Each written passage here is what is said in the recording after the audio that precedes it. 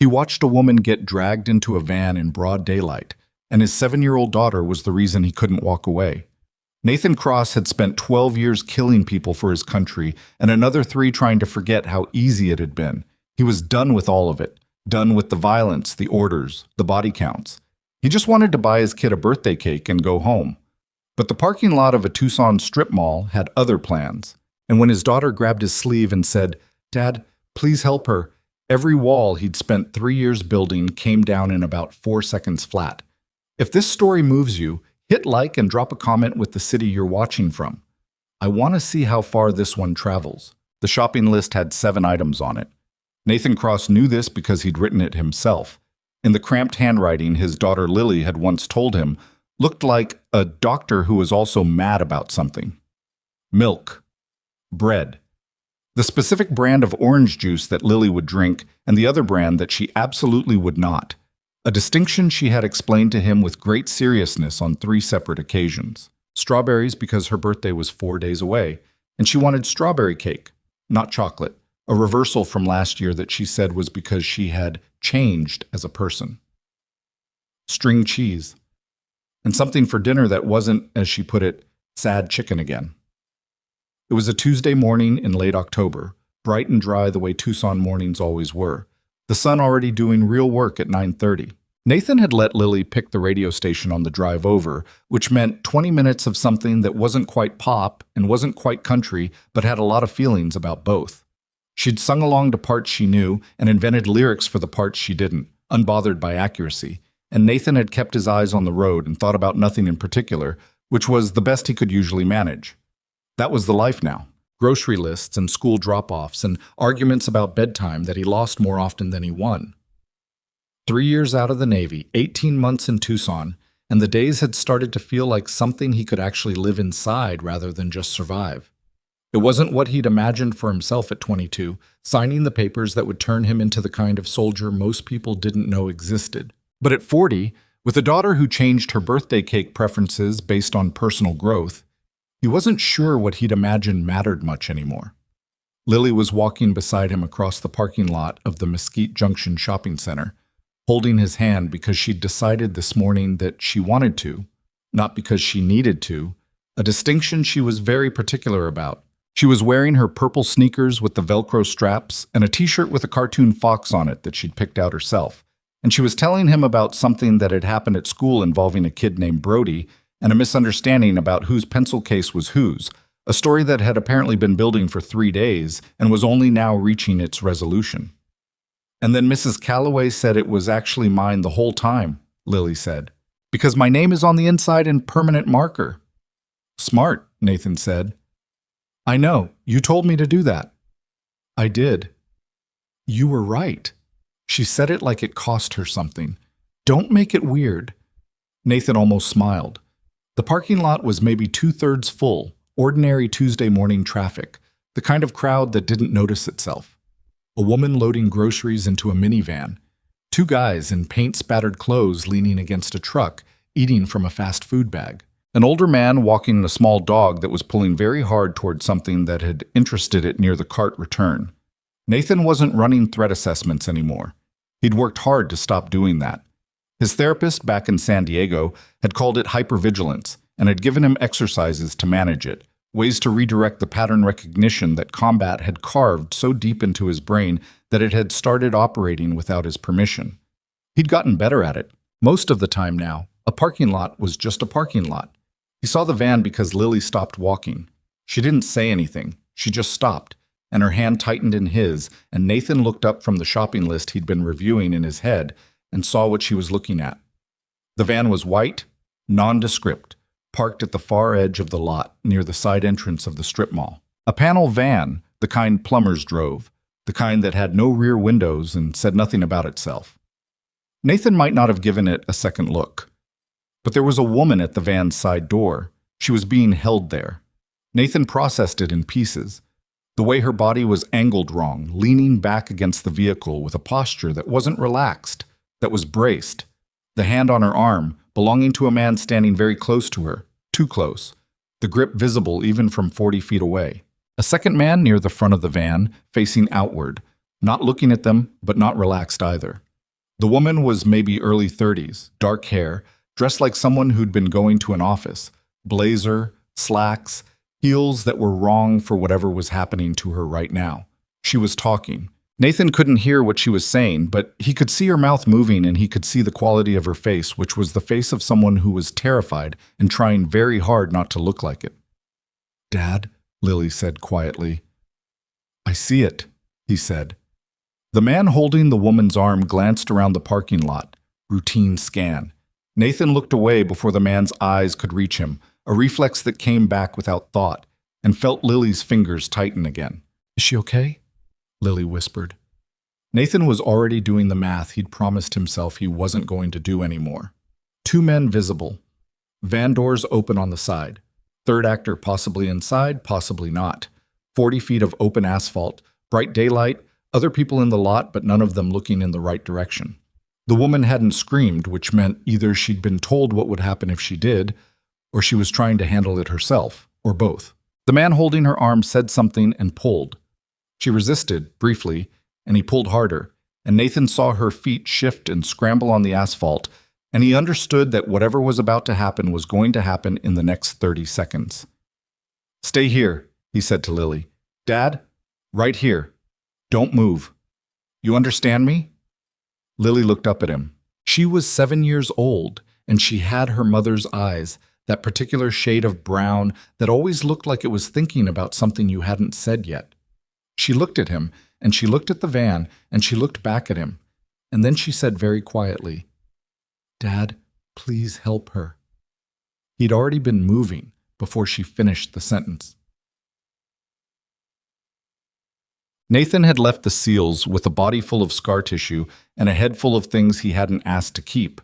There were nights, early on, when he'd wake up at 3 a.m. completely certain that someone was about to come through the door, his hand already reaching for the nightstand before he remembered where he was, what year it was, that the war had moved on without him. He'd worked on that. He'd worked on a lot of things.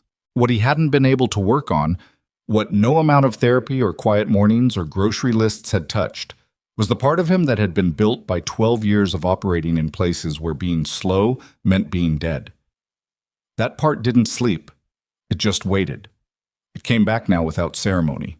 He crossed the parking lot at a pace that wasn't running but covered ground, angling his approach so the man facing outward would have to turn to see him coming, and by the time that man registered him, Nathan was already inside the distance where it mattered. "Hey," Nathan said. It wasn't the most tactical opening, but the situation required something that wasn't immediately a threat, and the man's confusion, the half second of him trying to figure out if this was a civilian who'd made a wrong turn or something else, was enough. The man reached for something at his waistband.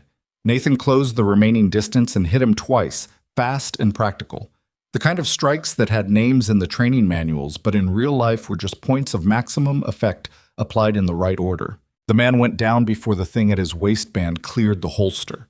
The man holding the woman's arm had started to react, but he'd been focused on the woman, not on the lot, and he'd made the mistake of not releasing his grip first. By the time he turned, he was already at a disadvantage he didn't know how to calculate. Nathan didn't remember exactly what happened next in the way you remember a conversation. He remembered it the way you remember a car accident, in cuts, in impacts, in the physical logic of one body meeting another. There was a struggle at the van door. The woman, she had the presence of mind to go down and sideways instead of up, which kept her out of the way of most of it. There was a third man in the van, because Nathan had guessed right about that, and this one had a weapon he didn't hesitate with, and Nathan took the hit, not the bullet, the van door, which the third man tried to use and which Nathan turned against him, and it was loud and ugly and nothing like what it looks like in movies where nobody is breathing hard and everyone's clothing stays neat. It took maybe 90 seconds. At the end of 90 seconds, Nathan was standing in the sunlight between two men on the asphalt, and one man who was not going anywhere soon with his arm in an angle God had not intended. And the woman was on her feet beside the van with her back against the wheel. Well, and her blazer torn at the shoulder and her heels gone somewhere, she'd lost them, standing in stocking feet on the hot parking lot asphalt and staring at him. Somewhere behind him, Lily had not stayed where he'd told her to. She was standing about 10 feet away, her purple sneakers planted on the pavement, And she was watching him with an expression he'd never seen on her face before. Not fear. Not exactly. Something more complicated than fear. Something he didn't have a name for yet, that he'd have to think about later when he had time. "Lily," he said. His voice came out rough. "I told you to stay." "You were taking too long," she said. Oh. The woman's name was Victoria Hale. Nathan didn't learn this immediately. What he learned first was that she had her phone out before he'd even finished asking if she was hurt, and she was talking to someone, not 911, someone else, a specific someone. And she was using words and phrases that didn't fit with what he'd expected, which was a civilian who'd been in the wrong place. "It's compromised," she was saying. "The parking lot, yes. No, someone helped me. I don't know who he is yet." She looked at Nathan while she said the last part, and her eyes were sharp and focused in a way that didn't match the terror he'd seen on her face 60 seconds earlier. She'd put the terror somewhere. He recognized that. He'd done it himself more times than he could count. Nathan had his hand on Lily's shoulder. His daughter was pressed against his side, but she wasn't shaking, which was its own kind of thing to deal with. The two men on the asphalt were not going anywhere. The third was cradling his arm and sitting against the van's rear tire, not attempting conversation. Nathan had already checked them for additional weapons and found 2 more firearms and a stun gun that he'd placed on the roof of the van where nobody was reaching them. "Tell them 20 minutes, Victoria said into the phone. Yes, I understand the timeline." She hung up and looked at Nathan directly for the first time without a filter between them. "Who are you?" "Nobody," Nathan said. "That's obviously not true." "I was buying groceries." Her eyes went to Lily, briefly, then back to him. "Your daughter?" "Yeah. She shouldn't be here right now." "I'm aware," Nathan said. "Who were they?" Victoria glanced at the 3 men with an expression that wasn't simple. It was the expression of someone who knew the answer to the question, but was calculating how much of it to share with a stranger in a parking lot. Nathan knew that expression too. "Did you call the police?" he asked. "Others are coming," she said, which wasn't an answer. "That's not what I asked." She was quiet for a moment, one hand pressed flat against the side of the van, in a way that probably looked casual but was doing some structural work, keeping her upright. "The police would complicate things," she said carefully. "That sounds worse than it is. It sounds pretty bad." "I know." A pause. "I'm going to need you to trust me for about 20 minutes. Nathan looked at her. He looked at the men on the ground. He looked at Lily, who was looking at Victoria with the focused, evaluating expression she made when she was deciding whether someone was interesting. "You're bleeding," Lily told Victoria. Victoria looked down. There was a cut on her forearm, shallow, from when the van door had caught her, probably. She'd been ignoring it. "I'm fine," she said, which was the automatic response, the one everyone gave. "We have Band-Aids in the car," Lily said. "The good kind. With cartoon characters." Victoria Hale, who was clearly a person who handled serious situations and was not, in most circumstances, caught off guard, looked at a 7-year-old girl in purple sneakers and something in her face shifted unexpectedly. "Okay," she said. "Thank you." The people who arrived 17 minutes later were not police. They came in 2 dark SUVs that pulled into the parking lot with a kind of purposeful efficiency that Nathan recognized instantly. The men and women who got out of those vehicles moved the way people moved when they'd spent a long time doing work that required them to move a specific way, and they were carrying credentials that Nathan didn't get to read in full, but caught enough of to understand the general shape of the organization. Federal, not local. There were 4 of them, and the one who came directly toward Nathan was a woman in her mid-40s, short, dark hair, wearing a jacket that was doing the same job that everyone's jacket did in this line of work. She looked at the 3 men on the ground, looked at Nathan, and looked at Victoria. "You're late," Victoria said. "You were early," the woman said. "He is?" "He helped me," Victoria said. The woman looked at Nathan with the kind of attention that wasn't casual. "Name?" "Nathan Cross." Something moved across her face, a flicker of recognition, gone quickly. "Military?" "Former." "How former?" 3 years.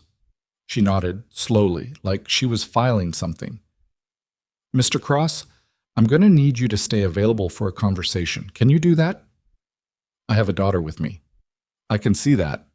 The woman glanced at Lily, and her expression shifted slightly. Not warmth exactly, but something adjacent. We can arrange childcare. She's 7, Nathan said. She stays with me. Fair enough. The woman handed him a card. Tomorrow morning, that address. 9 o'clock. She looked at him steadily. This isn't optional, Mr. Cross. But I'm asking rather than telling, because you just did us a significant favor. Nathan looked at the card. He looked at Victoria, who was being guided toward one of the SUVs by another agent, and had glanced back at him over her shoulder with an expression he couldn't fully read. He looked at Lily, who was watching all of it with the quiet attention she brought to things she'd decided were important. What's this about? Nathan asked. Tomorrow, the woman said. 9 o'clock. Date. He didn't sleep well. This wasn't entirely new. Sleep had been a negotiation since the SEAL years, and he'd made a kind of peace with it, the early mornings and the occasional bad night, the way his brain wanted to run its own programming after midnight. But that night, it was different. Not the old nightmares, not the operational flashbacks he'd worked so hard to diffuse. Something newer.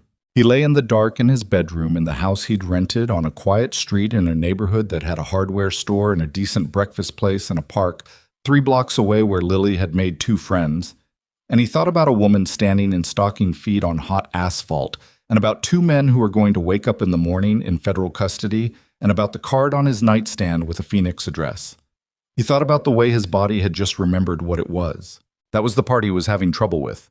Not the violence. He'd made a kind of accommodation with the violence years ago. The knowledge that he was capable of it, and that capability didn't make him a monster.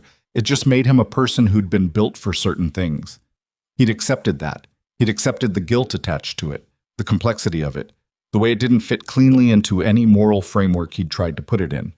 What he hadn't expected was how easy it had been, how instantly he'd become again completely himself. That was the thing keeping him awake, not regret, something more honest than regret. Lily knocked on his door at 2 in the morning. He told her to come in, and she came in and climbed onto the bed and lay down next to him without saying anything for a while. I couldn't sleep either, she finally said. Yeah. Is the lady okay? I think so. Are those men going to jail? Probably. She was quiet again. The ceiling fan made its slow revolution. Outside, a dog was barking a few streets over, then stopping. Dad, Lily said, you were really fast. He didn't know what to say to that. I didn't know you could do that, she said. I mean, I knew you were in the Navy, but I didn't know what that meant. Most of the time it meant a lot of waiting, Nathan said. And then some of the time it meant that? Sometimes. Lily considered this. Was it scary? Nathan thought about the truth of the question, which was complicated. Not the way you'd think, he said. You kind of stop being scared while it's happening. The scary part comes after. She seemed to think about this seriously. Are you scared now? A little. Of what? He didn't answer right away. Lily waited because she was better at waiting than most adults he'd known. Of what I might have to do next, he said. She didn't ask him to explain that. She just moved a little closer, in the pragmatic way she had, shoulder against his arm, and looked at the ceiling fan going around. Whatever it is, she said, you'll figure it out. He didn't point out that she was 7 and didn't have the data set to support that conclusion. It seemed beside the point. The Phoenix address on the card turned out to be a federal building that wore the architecture of an insurance company. Deliberately bland, the kind of structure designed to be overlooked.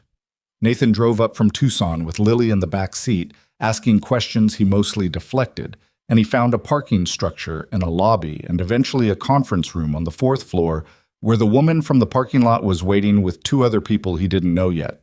Her name, she told him, was Special Agent Diane Marsh. She'd been with the Organized Crime and Human Trafficking Unit for 11 years. She introduced the other 2, a man named Reyes, who had the careful eyes of someone who'd done field work, and a woman named Cho, who had a laptop open in front of her and hadn't looked up from it when they came in. There were water bottles on the table. Nathan had brought coffee. Lily had brought a book, and when Marsh pointed her toward a chair against the wall where she could read undisturbed, Lily went without complaint, which meant she was paying very close attention. "Victoria Hale," Marsh said without preamble. "I met her for about 20 minutes, Nathan said. "Tell me about the 20 minutes. He did. He kept it factual, spare. Marsh asked clarifying questions that were good questions, the kind that told him she already knew some of the answers and was checking his account against them. When he finished, she was quiet for a moment. Then she opened a folder and slid it across the table. "Victoria Hale is the CEO of Hale Pacific Group," she said. "Logistics, shipping, international trade facilitation, $7 billion in annual revenue, offices in 12 countries. She took over from her father at 29. A pause. 8 months ago, she discovered that certain divisions of her company had been used, without her knowledge, to move people." Nathan looked at the folder. He didn't touch it. "Human trafficking," he said. "Specifically, a network called Helix. They've been operating for approximately 6 years. They use legitimate international shipping infrastructure as cover: containers, manifests, routing systems. Hale Pacific wasn't the only company they've compromised, but it was one of the largest." Marsh paused. "Victoria found out when an internal audit flagged routing anomalies that didn't fit any legitimate business pattern. She hired a private forensic firm to investigate before she came to us. By the time she did, she had significant documentation. And then she became a target," Nathan said. "Within 72 hours of her initial contact with our office, yes. Which suggests Helix has eyes inside federal infrastructure."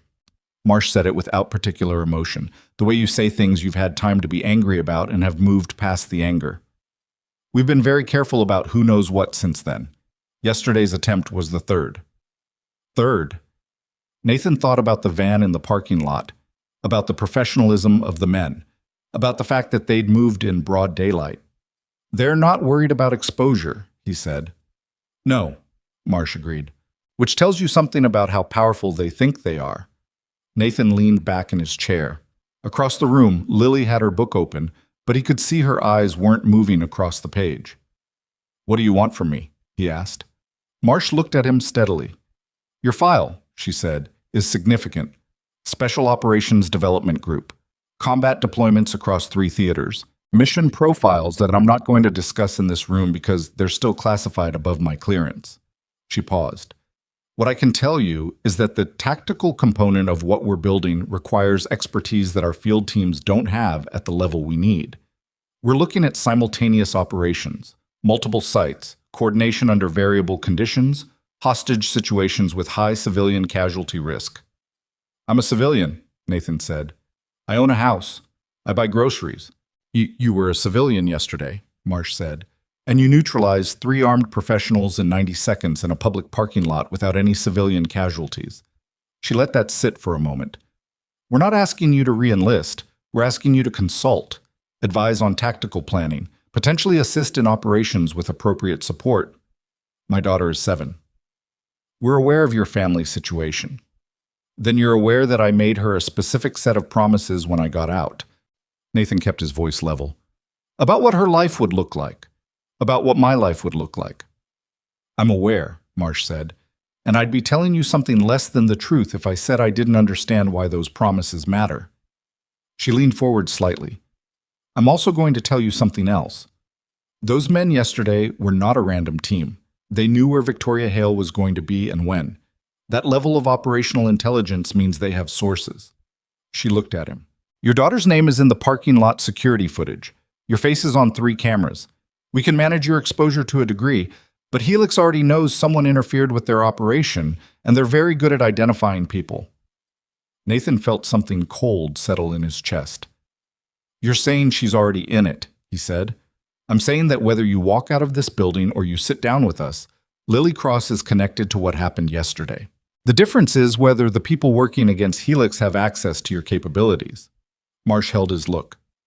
"I'm not threatening you with that. I want to be clear about that distinction. I'm telling you the truth, which I think you'd rather have than a comfortable lie." The room was very quiet. Cho's fingers had stopped on the laptop keyboard. Reyes was looking at his water bottle. From the chair against the wall, Lily turned a page of her book, and the sound of it was very loud. Nathan thought about the parking lot, about 90 seconds, about how quickly his body had remembered who it was. He thought about Lily at 2 in the morning. Whatever it is, you'll figure it out.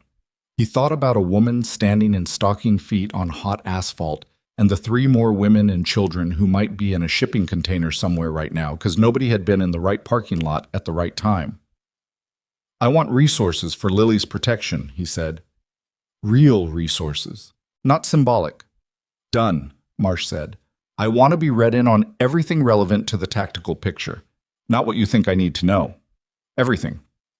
Within classification constraints, yes. And I want to talk to Victoria Hale before I agree to anything. Marsh looked at him. Something in her face settled, like a decision that had been uncertain was now made. We can arrange that today, she said. Nathan picked up the folder from the table and opened it. Victoria Hale was in a hotel suite in Scottsdale that the federal government was paying for, which meant it was comfortable but not extravagant, the kind of room that said, we take your safety seriously, but we're also filing expense reports. She was working at the desk when Nathan arrived with Marsh, a laptop open and a phone in her hand and a legal pad covered in what looked like financial notations. She stood when they came in, and she looked different from the parking lot, composed, contained, the professional surface that his 37 minutes with her had let him see beneath. The cut on her arm had been bandaged, a neat white strip across her forearm. Mr. Cross, she said. Miss Hale. They looked at each other for a moment across the room. Marsh excused herself with practiced tact, and then it was just the two of them, and the quiet of the hotel suite and the mid-morning Arizona light coming through the curtains. Your daughter, Victoria said. Is she all right? She's downstairs with one of Marsh's people, doing a puzzle. He paused. She asked about you this morning, whether you were okay. Victoria's expression changed in a small way. She's very kind. She's 7. She's a lot of things.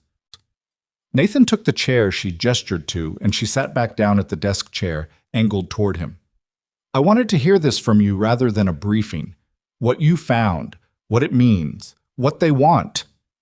Victoria looked at him for a moment, and then she set down her phone and gave him the full version. It took 40 minutes. She was precise and organized, not clinical. She felt it. That was clear, the weight of what she'd uncovered.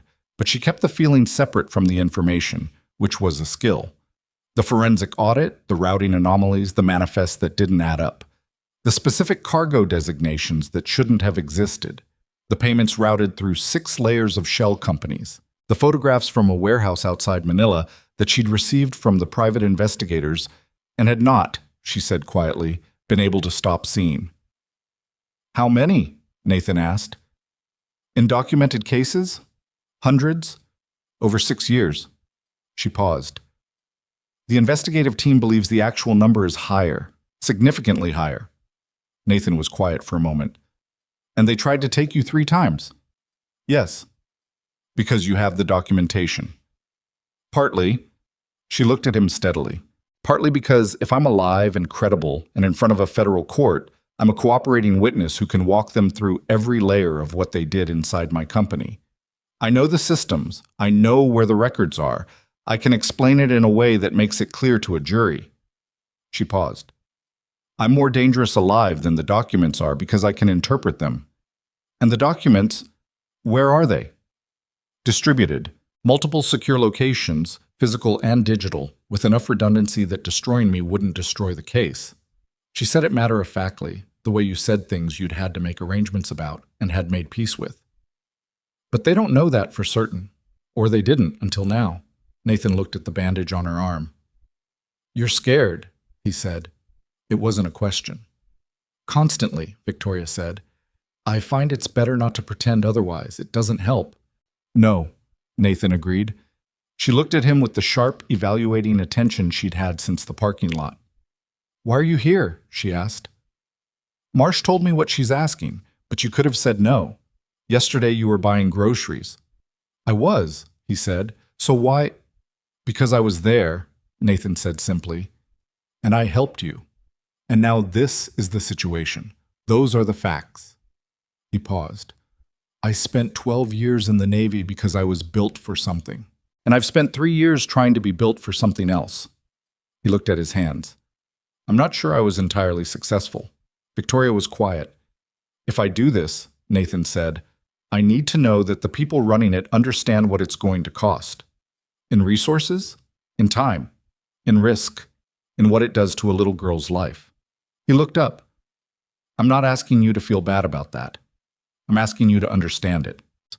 Victoria held his look, and there was something in her face that was honest in a way that some people never managed to be, a willingness to acknowledge the cost of a thing without flinching away from it.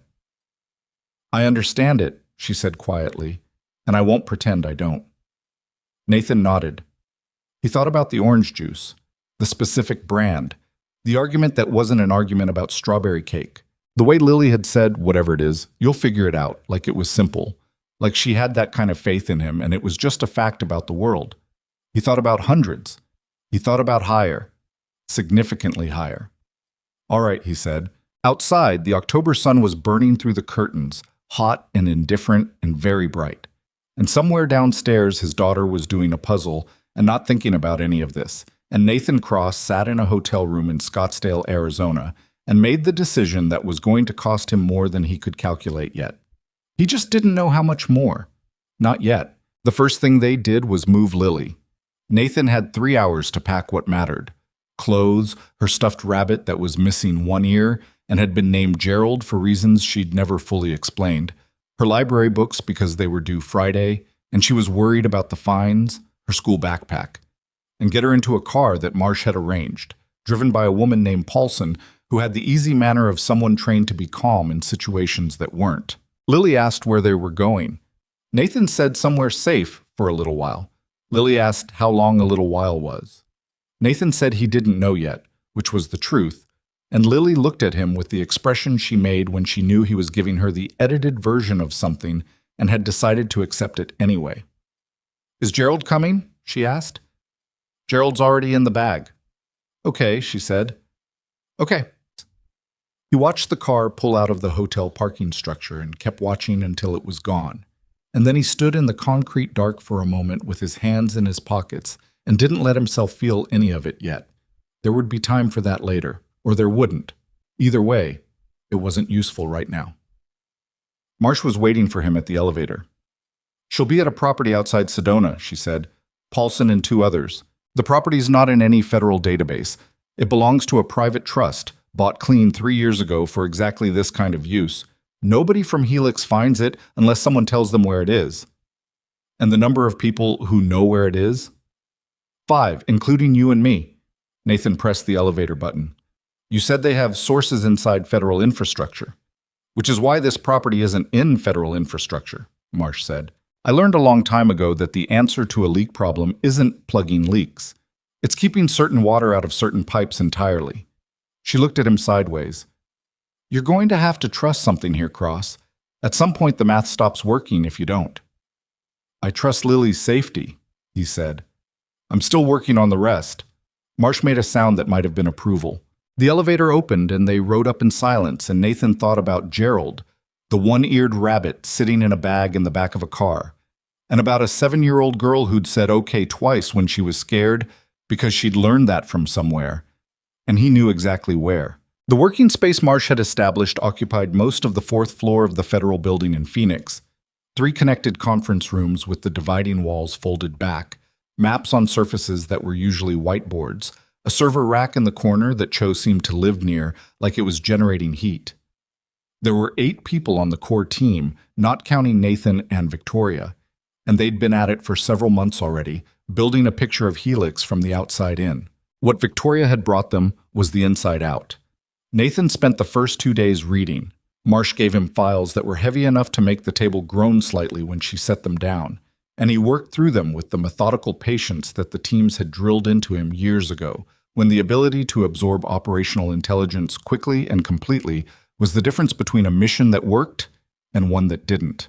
He read the financial forensics, the shell company architecture, the payment routing, the way legitimate Hale Pacific invoices had been modified by someone with deep access to the company's own systems. He read the field reports from 3 previous Helix investigations that had collapsed, 2 from evidentiary problems, 1 from a witness who had recanted under circumstances the file described as external pressure, which was the bureaucratic language for something Nathan didn't want to think about too directly. He read the surveillance profiles on the two names at the top of the organizational chart. Marcus Venn was 51 years old, a former financial advisor who had pivoted sometime in his mid-30s into logistics consulting.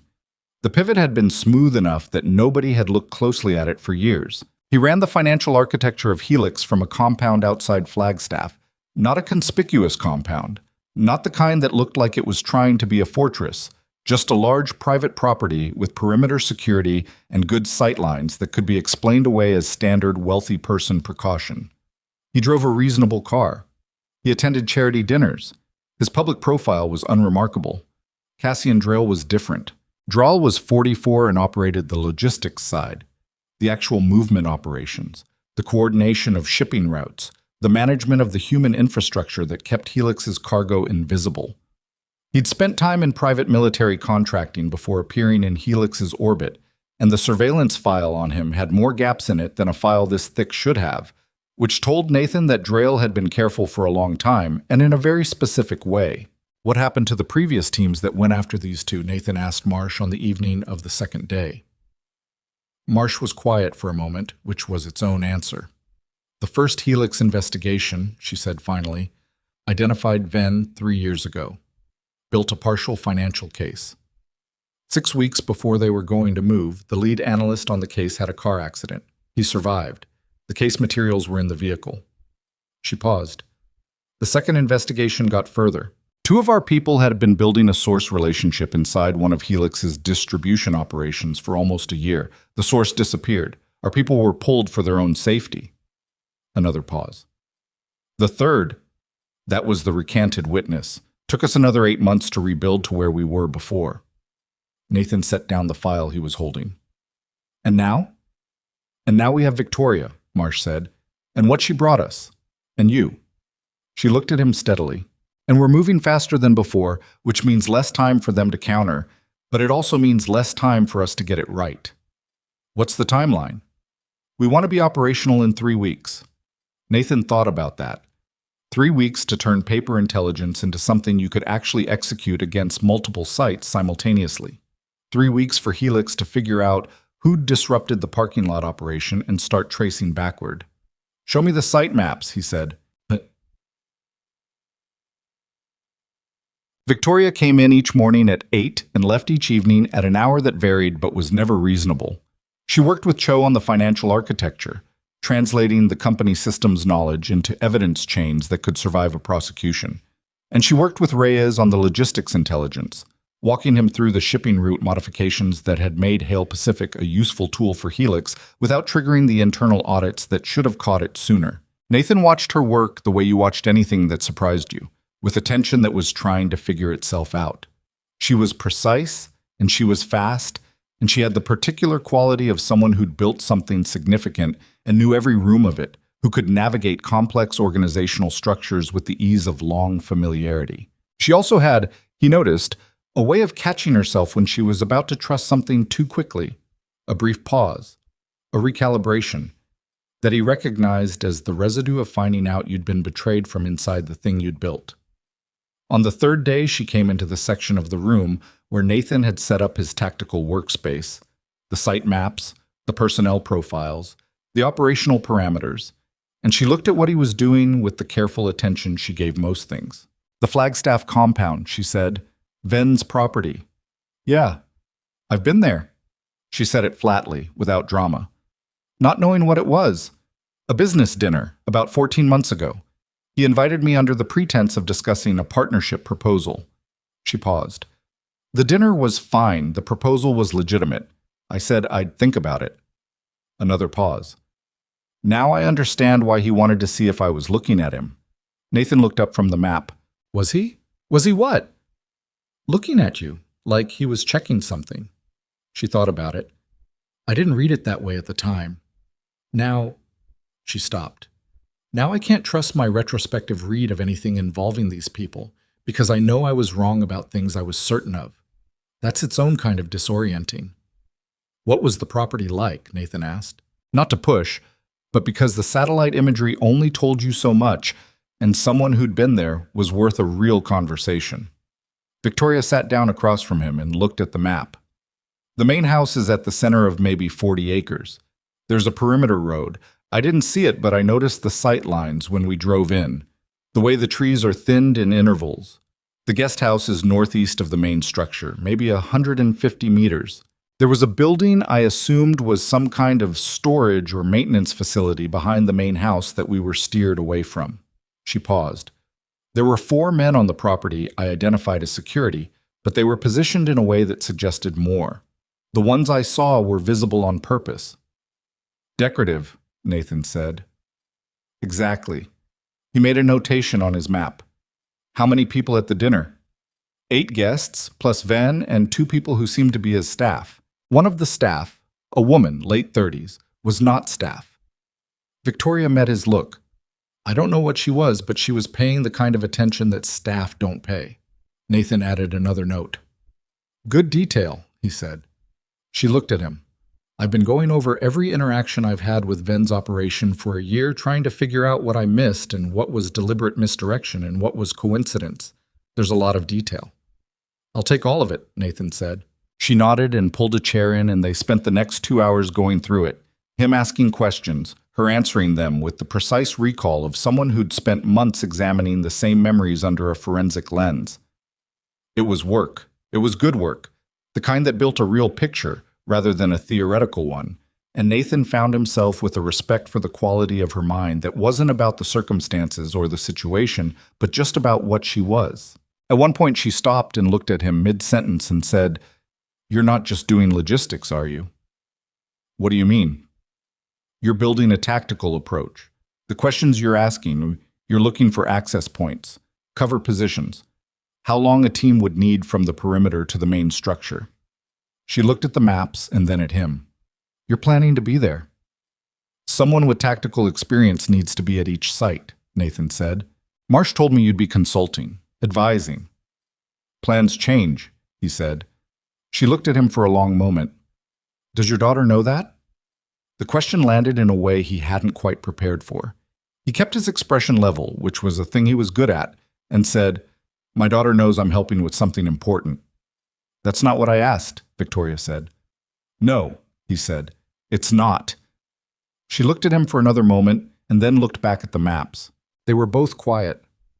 Outside the conference room glass, the rest of the team was working, heads down, the low hum of a lot of people doing careful work with inadequate time. My father built that company, Victoria said, without particular lead-in. 30 years. He put me in every department when I was a teenager. Not to learn the business, he said, but to learn the people. To understand that a company was its people and not its revenue. She paused. When I found out what had been done inside it, my first thought wasn't about the evidence or the federal case or my liability exposure. She stopped again. My first thought was that I had to call my father and tell him, and then I remembered that he'd been dead for 4 years. She looked at the table. Grief is strange. You think you've sorted it out, and then it finds a new way in. Nathan was quiet for a moment. Yeah, he said, it does. She looked up, and there was something between them briefly that was just 2 people who'd lost someone and knew exactly what that sentence meant. I'm sorry about your wife, she said. Marsh's file mentioned, I don't want to overstep. You're not. He paused. Her name was Ellen. She died when Lily was 4. I'm sorry, Victoria said again, and this time it had more weight behind it, the weight of someone who wasn't just saying the words. She would have been very annoyed, Nathan said, about all of this. She had a very specific idea of what the next 40 years were supposed to look like. What was the idea? Boring, he said, in a good way. Victoria looked at him, and the corner of her mouth moved, not quite a smile, but almost. I've had a few years of that recently, she said. I'm starting to see the appeal. Nathan looked back at the map. Let's talk about the secondary site, the Portland warehouse. She pulled her chair in a little closer, and they went back to work. Ian. The call came from Sedona on the 5th evening, Paulson's number on his phone, and Nathan stepped out of the building into the dry Phoenix night to take it. She's fine, Paulson said immediately, because she'd been briefed on what the priority questions would be. Everything's fine. She wants to talk to you. There was a shuffle, and then Lily's voice, slightly too loud the way she was when she was using a phone she wasn't used to. "Dad! Hey, Bug! This house has a hot tub," she said. "I didn't get in it because I didn't know if I was allowed." "You're allowed." "Really? Within reason. What's your definition of within reason?" 20 minutes, she said. "That seems okay?" Paulson said there's a snake that lives near the rocks on the north side, and I shouldn't go near it, but I could look at it from a distance. That also seems okay. She said it's a king snake, not venomous. A pause. "I read about king snakes last year for the science project. Remember?" "I remember." He'd helped her make the poster, or she'd helped him make it, depending on how you looked at it. "Dad." Her voice shifted slightly, the tell she had when she was about to ask the thing she'd been working up to. "How long?" He leaned against the building's exterior wall and looked at the Phoenix sky, which was too bright with light pollution to show much, just a smear of orange-black with a few stars that had been persistent enough to get through. "I don't know yet," he said. "A few weeks, maybe." "Are you okay?" "Yeah." "Are you eating?" He had, in fact, mostly forgotten to eat today. "Yes," he said. "You're doing the thing where you don't eat when you're working on something." "I ate lunch," he said, which was technically true if you counted the 3 crackers he'd had at one point. "Dad."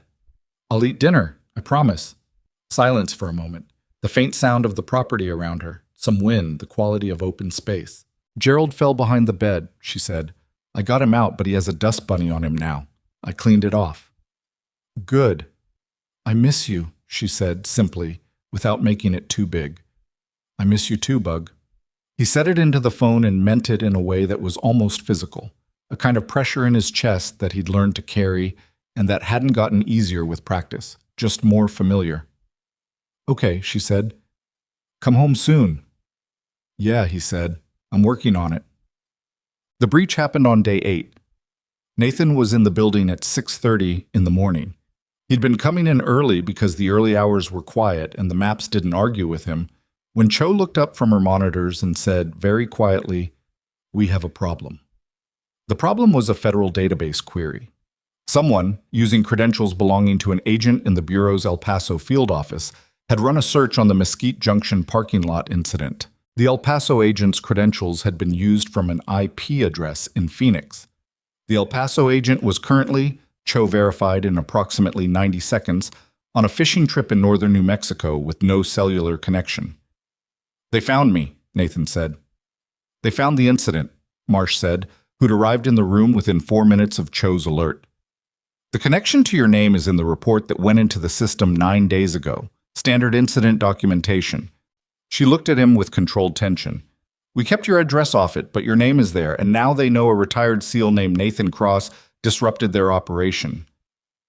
"How long before they find my address?" "You're renting under a different name," Marsh said. "Purchased through—" She stopped. "Through the same kind of arrangement as the Sedona property, so the rental doesn't lead directly to you." A pause. "But they have your name and your face from the parking lot cameras.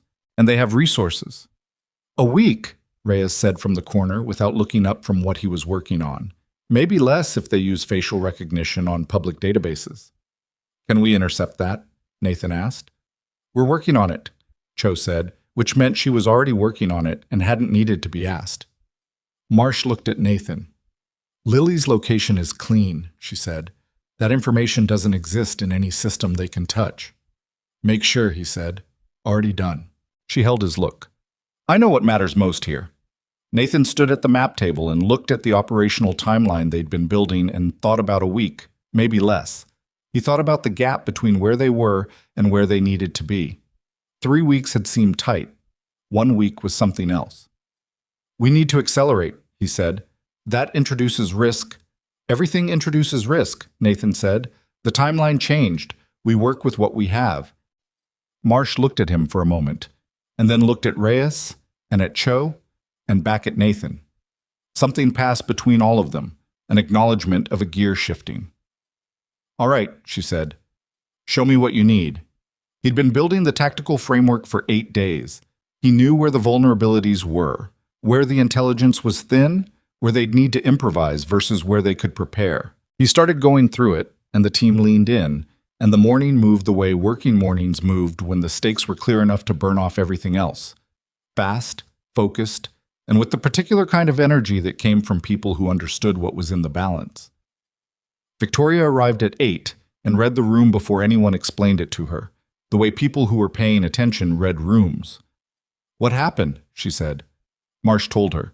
Victoria listened with the still face of someone who'd gotten good at absorbing bad news and keeping the reaction internal where it couldn't interfere with what needed to happen next.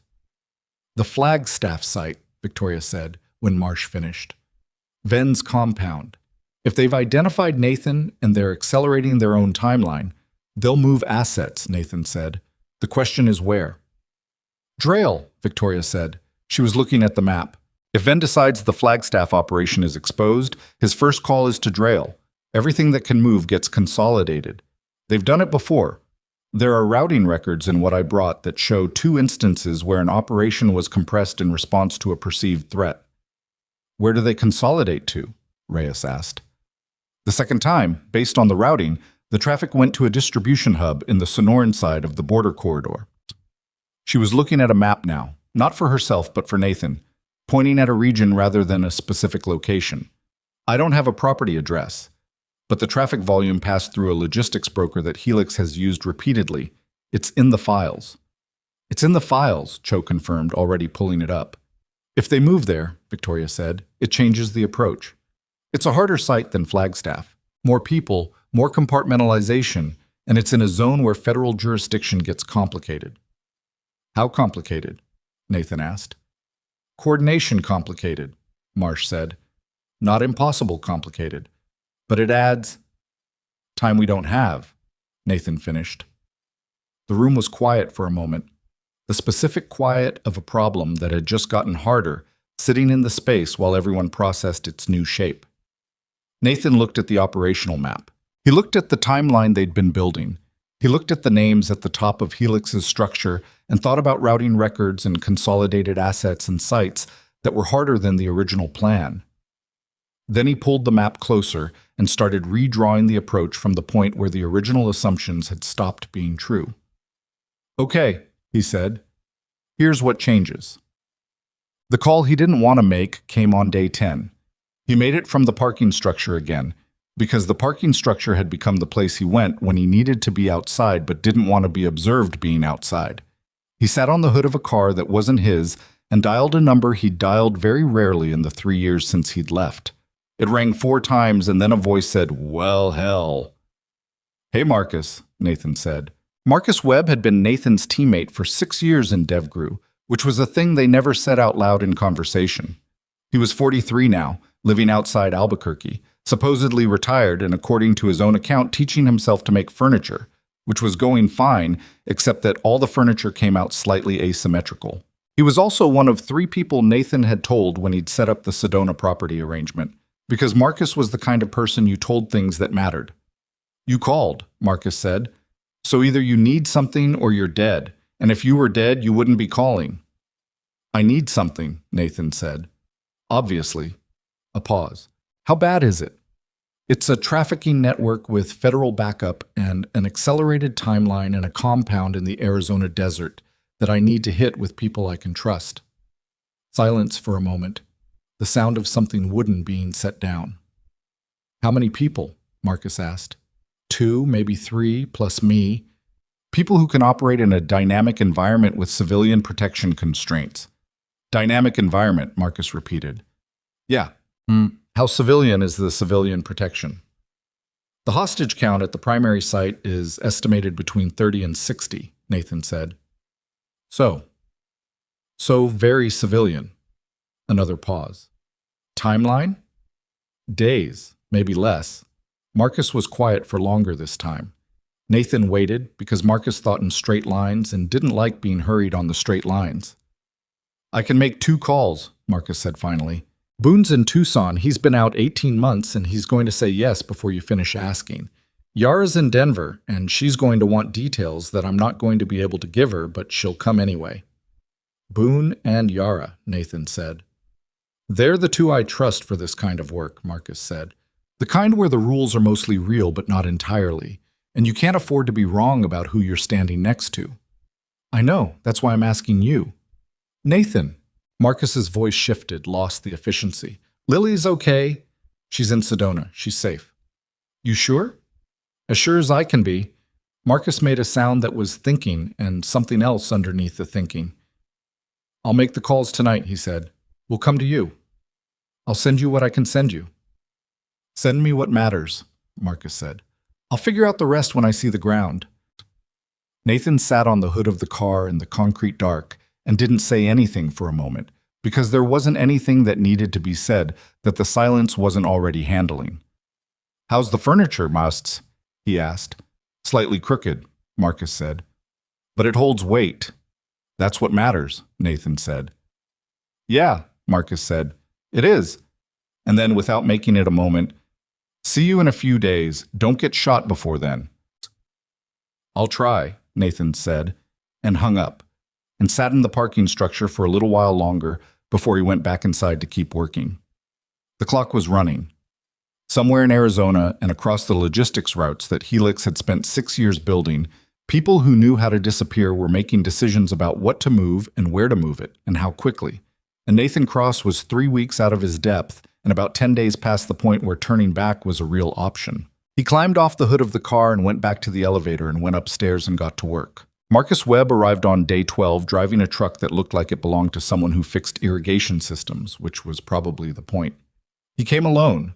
Boone and Yara were driving separately, arriving within the same 6-hour window. And the staggered arrival was Marcus's idea because Marcus had never stopped thinking in operational terms, even when he was making asymmetrical furniture in Albuquerque. He walked into the Phoenix Federal Building with the particular bearing of a man who had spent years learning how to look like he wasn't what he was, which meant he mostly just looked like a reasonably large man in his 40s, with good posture and eyes that didn't miss things. Nathan met him in the lobby, and they shook hands, and Marcus looked at him for a moment the way someone looked at a person they'd last seen in a different version of their life. You look tired, Marcus said. 12 days of this, Nathan said. You look like 12 days of this. He glanced around the lobby. Federal building. You've moved up. Temporarily. That's what they always say. Marcus picked up his bag. Show me what you've got. What Nathan had, spread across the reconfigured 4th floor, was 12 days of intelligence work that had been compressed from a 3-week plan into something that needed to move in the next 72 hours. He walked Marcus through it the way he would have walked a teammate through an operational brief in another life. Direct, sequential, no editorializing. And Marcus listened with the quality of attention that Nathan had always valued in him, which was total and quiet and didn't ask questions until the picture was complete. When Nathan finished, Marcus stood at the main map for a moment. The Sedona property, he said. Lily's there. Yeah. Who's on it? Paulson and 2 others. Federal. Marcus looked at the map. He looked at the distance between the Sedona property and the Flagstaff compound. If they've found your name and they're moving assets, I know, Nathan said. The compound is 40 minutes from Sedona. I know, Marcus. Marcus was quiet for a moment. He wasn't making a point. He was doing what Nathan had been doing for 3 days, running the geography and the probability, looking for the version where all the pieces landed safely. Then we need to move fast enough that they don't have time to use that geography, Marcus said. That's the plan. What's the plan for the plan failing? Nathan looked at him. Boone and Yara, he said. They protect Lily, and Paulson's team protects the property. If anything goes wrong at either Flagstaff or the secondary site, Boone and Yara don't move until Lily is in a vehicle and out of the area. Marcus nodded. Not approval exactly, just acknowledgement that the math held. Boone's going to want to be in on the operation. I know. Boone doesn't get to want things tonight. He'll argue. Let him argue, Nathan said. Lily's safety isn't negotiable. Marcus almost smiled. You sound like you again. What does that mean? It means the last time I saw you, you were trying very hard to sound like someone who didn't do this anymore. He looked at Nathan with the directness of someone who'd known him long enough to be honest. I don't know if that's a good thing or a bad thing. Maybe both.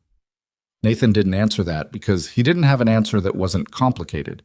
He picked up a folder and handed it to Marcus. Sleep first, Boone and Yara get here by midnight. We brief at 06. Marcus took the folder. There's a woman in this operation, he said. Not a question.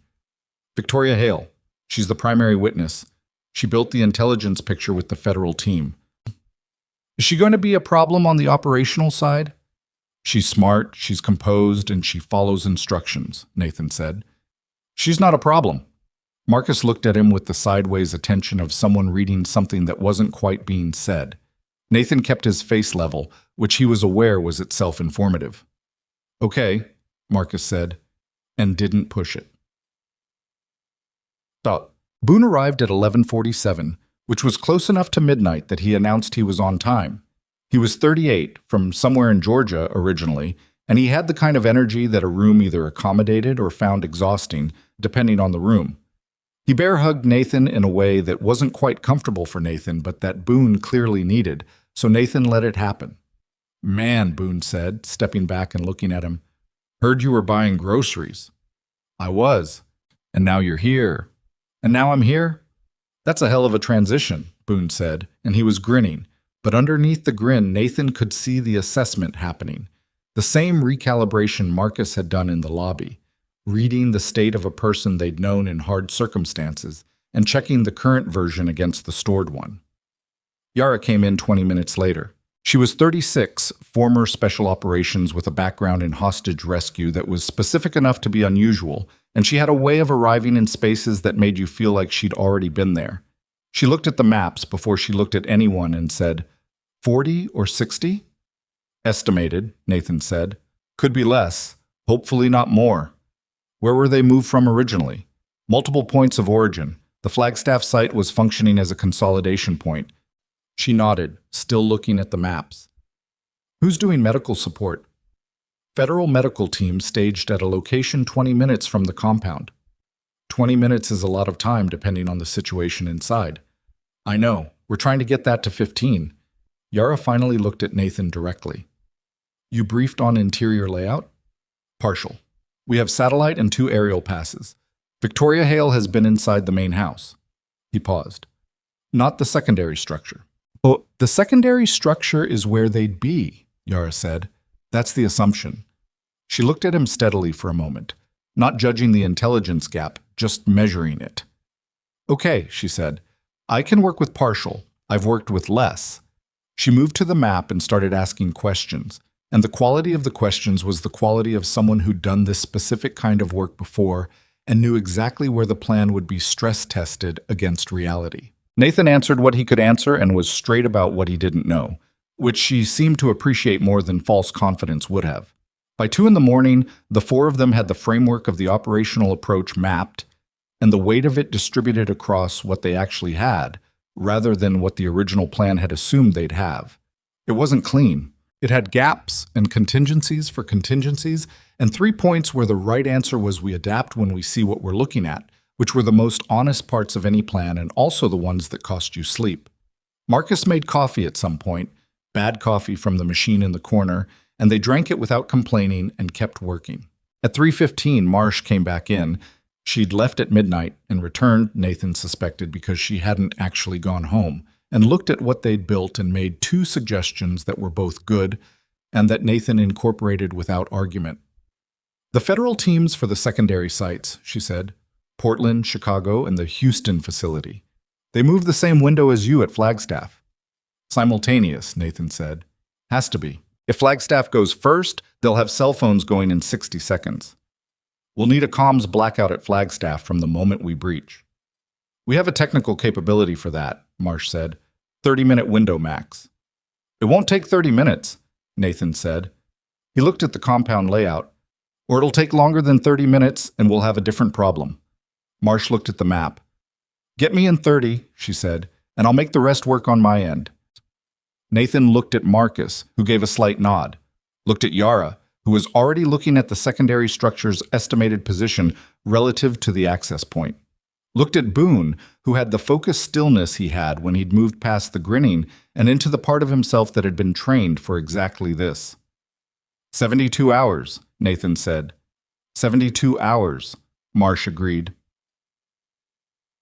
Bam. He called Lily at 7 in the morning. She'd been awake already, Paulson said, because Lily had apparently decided to investigate the king snake situation in the early light and had been out near the rocks before anyone had coffee. She was fine, and the snake was fine, and there had been a respectful mutual acknowledgement, according to Lily, who took the phone and explained the encounter with great seriousness. It came out from under the big flat rock, she said. And it looked at me and I looked at it for like a whole minute. What did you do? Nothing. I just stayed still. And then it went back under the rock. Good, Nathan said. That was the right call. Paulson said you trained me well. A pause. She was teasing, but also maybe not. I'll take it. He was sitting in the stairwell of the federal building, which had become another of his locations, the concrete quiet of it. How are you doing otherwise? I finished my book, she said. I need another one. I'll have someone bring you one.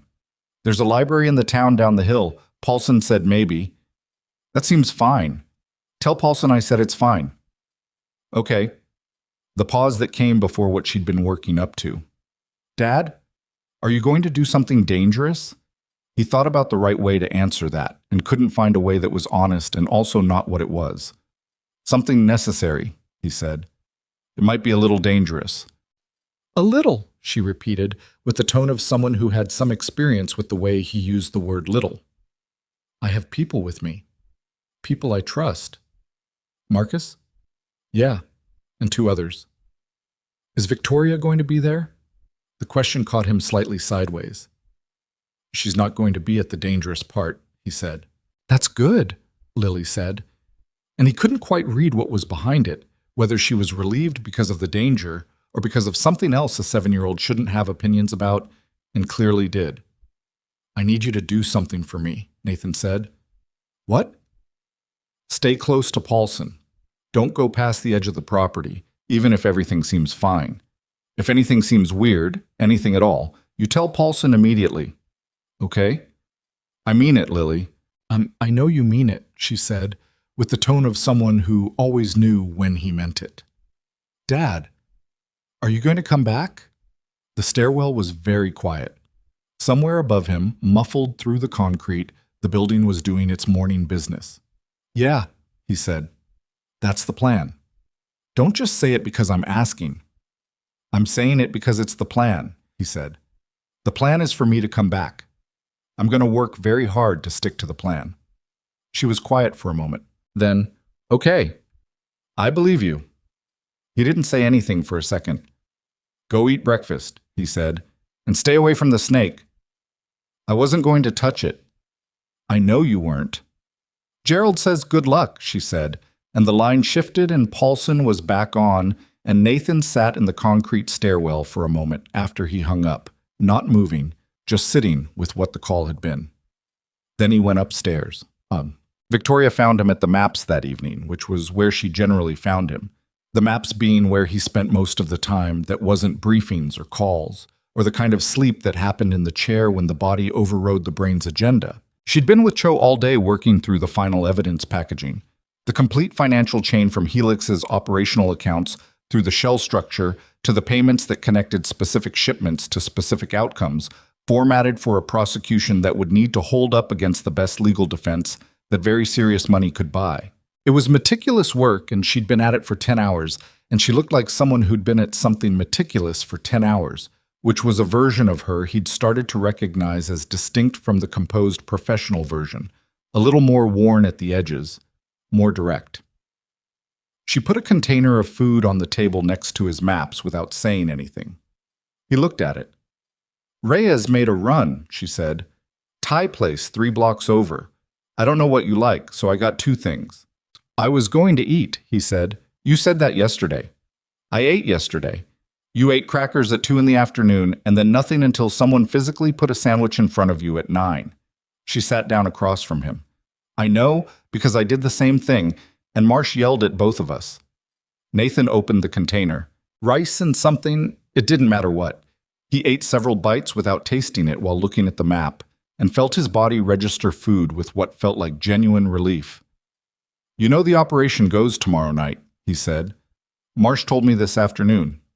She had her own food and she was eating it with the absent focus of someone whose brain was still on the thing it had been on all day.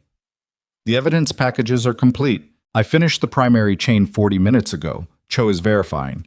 Even if something goes wrong tomorrow, if it goes wrong on the operational side, the legal case is intact. Nothing's going to go wrong on the operational side, he said. She looked at him. You don't believe that. I believe we've prepared as well as we can with what we have and the timeline we have. He met her look. That's different from nothing going wrong. Something always goes wrong. The question is whether you've planned around the things that go wrong well enough to get to the outcome anyway. That's a very specific philosophy, she said. It's the only one that works. She was quiet for a moment, eating. Outside the room, the building had gone to its evening mode, fewer people, lower lights, the particular quality of a space that was operational but tired. Can I ask you something? Victoria said. Yeah. When it's done, if it works, what do you do after? He looked at her across the food containers and the maps. Go home, he said. Get Lily from Sedona, figure out what school things I've missed and try to catch up. He paused. Normal. Just like that? I don't know, he said honestly. I've never done this version of it before. The other times there was a debrief process. You came back through a structure. This is different. He looked at the map. But yeah, Lily, groceries. That's the goal. Victoria looked at him. The academy, she said. The idea is training veterans, working with law enforcement. Is that real? Or is that something that sounds like what comes next? He'd mentioned it to her in fragments over the past 12 days, the way you mentioned things you were thinking about without quite having decided to be thinking about them. He hadn't realized she'd been assembling the fragments into a shape. It's real, he said, or it could be real. There are people I know, people like Marcus and Yara, who have skills that are going away when they leave service because there's no good place for those skills to go that isn't another deployment. And there are law enforcement teams, rescue operations, protection details that could use that knowledge. He paused. It's not a plan yet. It's an idea. Ideas need financing, she said. I know. I have a corporate foundation, Victoria said. It was set up when my father was running the company. It funds infrastructure programs, community development. It's never done anything like what you're describing. She was looking at him with the careful attention she gave things she was deciding whether to commit to. But it could. Nathan looked at her. You don't have to do that. I'm aware, she said. I'm not doing it because I have to. A pause. I'm doing it because it makes sense and because I think it would matter and because I need something to work toward that isn't just surviving the current situation. We're not done with the current situation. I know. She held his look. I'm telling you what's on the other side of it, for me. Something in her expression that was careful and direct at once. And I'm asking what's on the other side for you. He understood that she was asking something more than what she'd asked, and he thought about how to answer it honestly, which was what she deserved. I don't know yet, he said. I know Lily. I know what I want her life to look like. The rest of it is... He stopped. I haven't made plans that far out in a long time. Ellen and I had plans. And then we didn't have plans anymore, and after that, I mostly just tried to stay close to the next thing in front of me. Victoria was quiet for a moment. That sounds very lonely, she said without pity. It was fine, he said. It worked. That's not the same as fine. He looked at her. She looked back at him, and the room was very still. And Nathan thought about the distance across the table and what it did and didn't mean. And then he looked at the map because the map was where he needed to be right now. And the rest of it was something that needed more space than tonight had. We should both sleep, he said. Yes, Victoria said. She gathered the food containers. She paused at the edge of the table. For what it's worth. The other side. She said it simply, like it was a thing she'd thought about and decided to say rather than not. I think it could be good, whatever it is. He didn't answer that, but he didn't look away either. She left, and he went back to the maps, and the building settled into its quiet, operational night around him. They moved at 2200 hours the following evening. The drive from Phoenix to the Flagstaff compound took just under 2 hours in 2 vehicles that had been sourced through channels with no federal registration, a precaution that Marsh had insisted on and that Nathan had agreed with completely. Marcus drove the first vehicle, Nathan beside him, gear staged in the back. Yara was in the second vehicle with two of Marsh's field agents, good people that Yara had assessed and approved over the past 48 hours with a directness that had initially irritated them and ultimately earned their respect. Boone was in Sedona. This had gone as Marcus had predicted. There had been an argument, which Boone had made with genuine force and which Nathan had heard completely and then declined. Boone's job was Lily. Boone's job was the most important job there was tonight, which Nathan told him directly and which Boone understood on a rational level, even as the operational part of him chafed against it. If something goes sideways at the compound, Boone had said. If something goes sideways at the compound, Paulson knows what to do, Nathan had said, and you make sure Lily is out of that area, in a vehicle, moving, somewhere with more federal bodies around her. That's the only thing. Boone had looked at him for a long moment and then said, "You better come back from this thing." "That's the plan," Nathan had said, which was what he kept saying because it was true, and because the alternative to saying it was something he wasn't going to say. The drive through Arizona at night had a quality Nathan remembered from training exercises years ago: the dark desert landscape, the high clean air above Flagstaff's elevation, the way the stars came back in numbers they didn't have in Phoenix. Marcus drove steadily and didn't talk much, which was the version of Marcus that Nathan trusted most, the one that had all its energy directed toward what was coming rather than burning it on words. At a staging point 7 miles from the compound, they stopped and geared up. It was a practical and efficient process, and an uncomfortable one, the kind that Nathan had done enough times to know it didn't get familiar, you just got better at moving through it. The gear was right. The comms were right. He checked everything and then checked it again and then stopped. Because the third check was anxiety, not diligence, and he could tell the difference. Marsh was running the coordination from the Phoenix floor, linked to the simultaneous federal operations at Portland, Chicago, and Houston through a comms structure that Cho had built, and that was, as far as any of them could verify, clean. The simultaneous nature was the critical factor. All 4 operations moved together. Nobody moved first. And the comms blackout at Flagstaff started the moment Nathan's team breached the perimeter. "Portland is staged," Marsh's voice said in his earpiece. "Chicago is staged. Houston is staged. Flagstaff is staged," Nathan said. A pause. Marsh breathing. "Victoria's here," Marsh said. "She asked me to tell you." A pause. "She said straight line, come home. I don't know what that means." Nathan looked at Marcus, who was looking at the compound's tree line ahead of them. "I do," Nathan said. "All right, on your call, Cross." He looked at the compound. The lights in the main house, visible through the trees, had the pattern of normal evening activity, not a facility on alert. The secondary structure behind the main house was darker, more contained, which meant something or meant nothing, and he'd know in about 20 minutes. The thing about a plan, Nathan thought, was that it was a story you told yourself before reality got involved. A plan was useful not because reality followed it, but because it gave you a framework for recognizing where reality had departed and how to respond. Good operators didn't follow plans. They followed plans until they couldn't, and then they followed their training, and then they followed each other, and that was all it really was. "Everyone good?" he said quietly. "Good," Marcus said beside him. "Good," Yara said in his earpiece from the second vehicle. "Good," the 2 federal agents said in sequence. "Okay," Nathan said. He looked at the compound, at the Arizona night, at the stars over Flagstaff that were very bright and very indifferent to what was about to happen under them. He thought about Lily and the king snake reaching a respectful mutual understanding at dawn, and he held that image for exactly 1 second because it was the right thing to hold, and then he let it go. "Let's go," he said.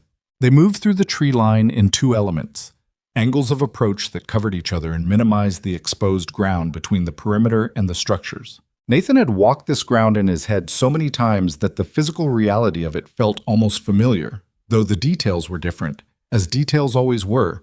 The trees were denser than the satellite imagery had suggested at the northeast approach, and there was a vehicle parked near the main house that hadn't been in the last aerial pass, which he noted and filed.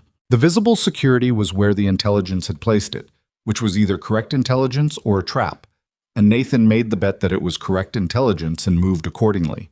The first contact was fast and went as designed, which happens sometimes, and Nathan felt the particular non-feeling of operating, the way the emotional register went very quiet and the body just moved. Everything learned over 12 years surfacing without being called.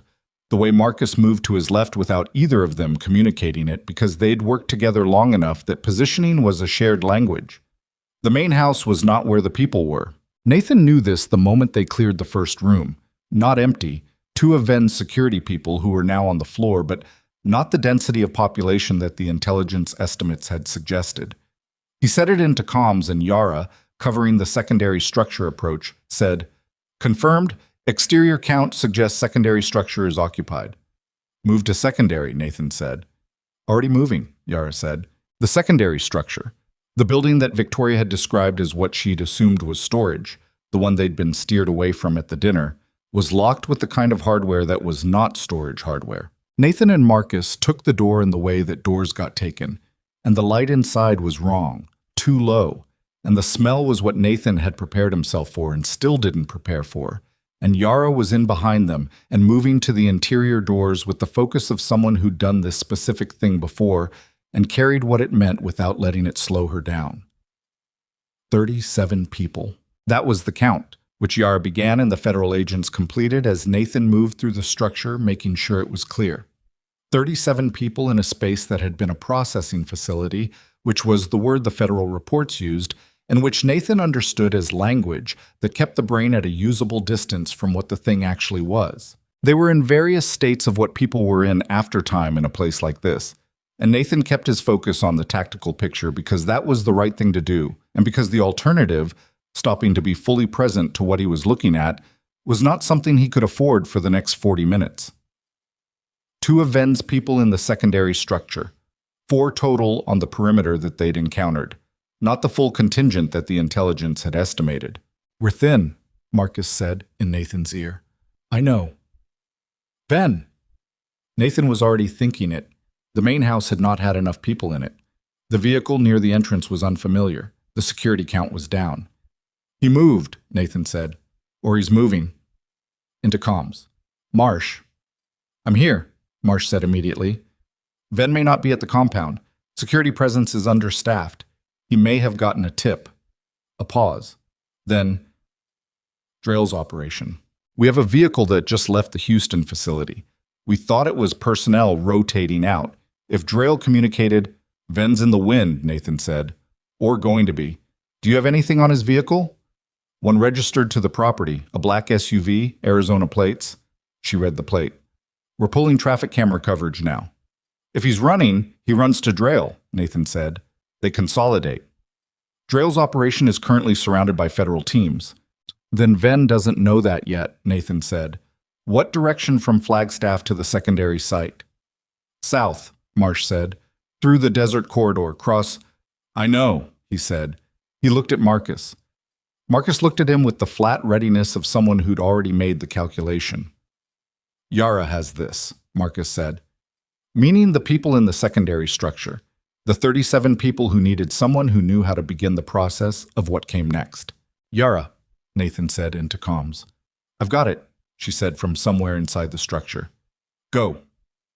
He and Marcus went back through the main house and out to the vehicle, and Nathan got in the passenger seat and pulled up the mapping on the operational tablet while Marcus started the engine. "Marsh," Nathan said, "give me the route and give me what you have on the consolidation site." "Sending now," she said. "Nathan, Drail's operation hasn't been breached yet. The federal teams are waiting on your signal because it was supposed to be simultaneous." "How long have they been staged?" 40 minutes. "Tell them 5 more minutes and then they move regardless," Nathan said. "If Ven reaches that site and understands what's about to happen, he'll destroy whatever is there to destroy and run." "Understood." 5 minutes, Marsh." 5 minutes, she confirmed. The vehicle was moving, Marcus pulling out of the compound access road and onto the dark Arizona highway. And Nathan was looking at the route on the tablet and thinking about 40 minutes of driving in front of them and 5 minutes of window. And he did the math, and didn't like the math, and thought about it differently to see if the math got better, and it didn't. We're not going to make it before the federal team moves, Marcus said. No, Nathan said, but Ven doesn't know that. Not yet.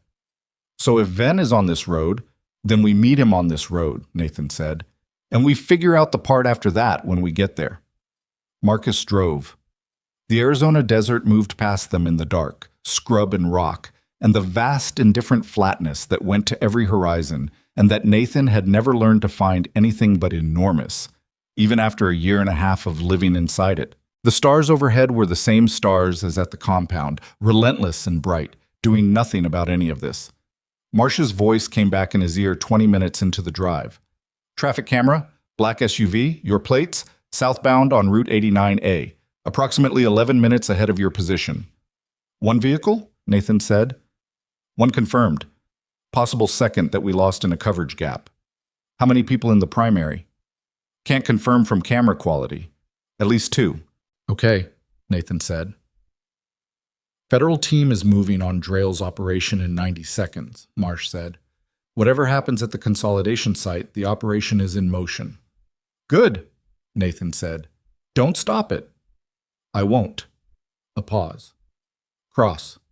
Be careful. He didn't answer that because it wasn't really a tactical instruction, and it didn't need a tactical response. It was just a person saying something human to another person heading into the dark, and he understood it for what it was. Marcus had the vehicle moving as fast as it could responsibly move on a dark desert highway, which was fast but not fast enough to close 11 minutes in 11 minutes. Nathan did the distance calculation and looked at the route and found where the highway narrowed near a canyon approach and thought about the choices that got made in terrain like that. There, he said, pointing at the map. Marcus looked. Canyon access. If he knows the area, and Ven's been operating out of Flagstaff for years, he knows the area. He might try to go off route through there, avoid cameras, avoid the federal net. If he does that, Marcus said, he slows down significantly, which closes our gap. Or he doesn't do that and we hit the consolidation site after the federal team's already in it. Then we're back up, Nathan said, and Drail gets taken without us, and that's fine. I'd rather that outcome. You don't think that's the outcome, Marcus said. I think Ven is smart, Nathan said. I think he's been operating for 6 years without getting caught, which means he's careful and he's paranoid and he knows the ground. If there's a camera-clean route through that canyon, he knows about it. Marcus drove. The highway moved under them. 7 minutes later, in the sweep of the headlights on a curve, Nathan saw the dark shape of a vehicle pulled half off the road at the canyon's northern access point, and a figure beside it that was not, from this distance, doing anything casual. There, Marcus said. Yeah, Nathan said. The figure had seen their headlights. There was movement, urgent, deliberate, and then the vehicle that had been pulled over was moving again, not back onto the highway, but into the canyon access, a dirt track that dropped into the dark terrain below the road. Marcus pulled over at the access point and they both got out, and Nathan looked at the canyon track and the dust still hanging from the vehicle that had taken it, and thought about 37 people in a secondary structure in Flagstaff and Yara, managing the aftermath of what that structure had been, and Boone in Sedona with Lily watching the snake from a respectful distance. He thought about Straight Line, Come Home. He's going to ground in there, Marcus said. Canyon's maybe 4 miles of rough track before it hits an open road on the other side. We can follow, or we can try to get ahead of him on the alternate. There's no time to get ahead, Nathan said, and he's got terrain advantage if he knows it. But he's running, Marcus said. Running scared and alone, and he doesn't know who's following him. Nathan looked at the canyon track, the desert night, the stars, the dust, the math of what it was. We follow, he said. Close, but not close enough that he does something stupid with the terrain. He looked at Marcus. When he runs out of road, he stops. And then we talk to him. You think he'll talk? I think, Nathan said, that Marcus Ven has spent 6 years being very careful about his survival. And the one thing careful people understand very well is when their options have run out. He got back in the vehicle. Follow him in, control distance. And when he stops, let me do the first part. Marcus got in. He looked at Nathan. You're going to ask him to surrender. I'm going to tell him why it's the only thing that makes sense, Nathan said. There's a difference. Marcus drove them onto the canyon track, and the paved road disappeared behind them, and the Arizona desert closed around the vehicle in the dark. And somewhere ahead of them in the dust and the rock, Marcus Venn was running out of ground. The canyon track was worse than it looked from the access point. Marcus kept the vehicle moving at a pace that maintained visual contact with the dust cloud ahead without closing the distance enough to push Venn into a decision, which was the balance Nathan had asked for, and which required the kind of driving that Marcus did without comment, reading the terrain the way he read everything, with a practical attention that didn't waste energy on what it couldn't control. The canyon itself was maybe 300 feet deep at its widest point, walls of red sandstone that caught the headlights and threw them back in fragments. The track cutting along the eastern face with a drop-off to the left that wasn't quite vertical, but was close enough to matter. Nathan had the tablet in his lap showing the canyon's topography. Marsh had pulled it from geological survey data in the time it took them to get onto the track, and he could see where the usable road ran out. Approximately 2 miles in, the track hit a wash that would be dry this time of year, but wide enough and rough enough that a standard vehicle couldn't cross it. On the survey map, there was a dead-end notation in the database, a turnaround point that the track had originally been built to service some kind of extraction operation that had folded 30 years ago. Past the wash, the canyon continued, but on foot.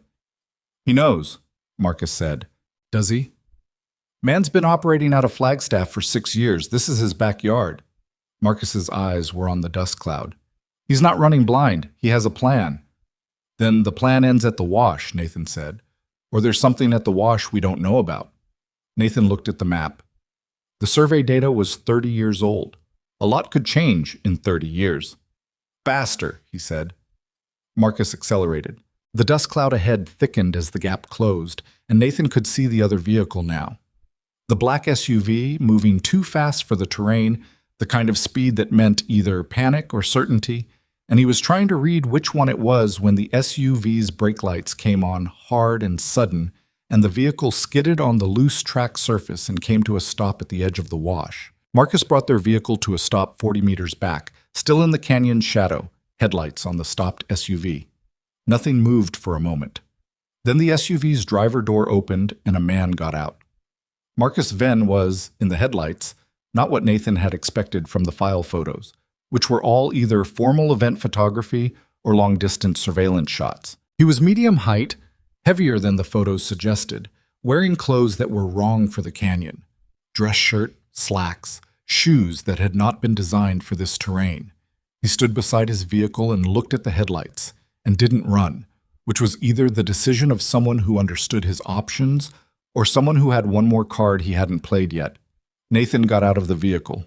He kept the headlights between them, which put him in the dark and Venn in the light, and walked forward to a distance where conversation was possible without being inside the range where the conversation could go another way without him having time to respond. "Mr. Venn," he said. A pause. Venn's face was not what Nathan had expected either. He'd expected something colder, something that matched the architecture of what the man had built. What he saw was a face doing the work of keeping itself together, the specific effort of a person whose plan had just reached its edge. "Who are you?" Venn said. "Nathan Cross." A pause. Something moved through Venn's expression. He knew the name. Nathan had expected that. Helix had run his identity after the parking lot. That was established. And Venn was informed about his operation.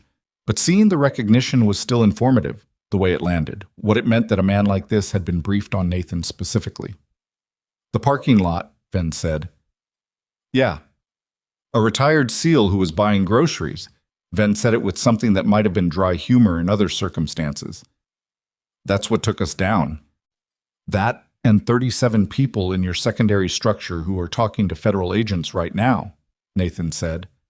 "And the 4 simultaneous operations on your other facilities that started about 40 minutes ago." Venn looked at him. He didn't reach for anything, which Nathan noted. Either he wasn't armed or he was smart enough to understand that reaching for something would simplify Nathan's decisions. "Cassian," Venn said. "Drill's facility is in federal hands," Nathan said. "Has been for the last 30-something minutes." He paused. "You drove into a canyon."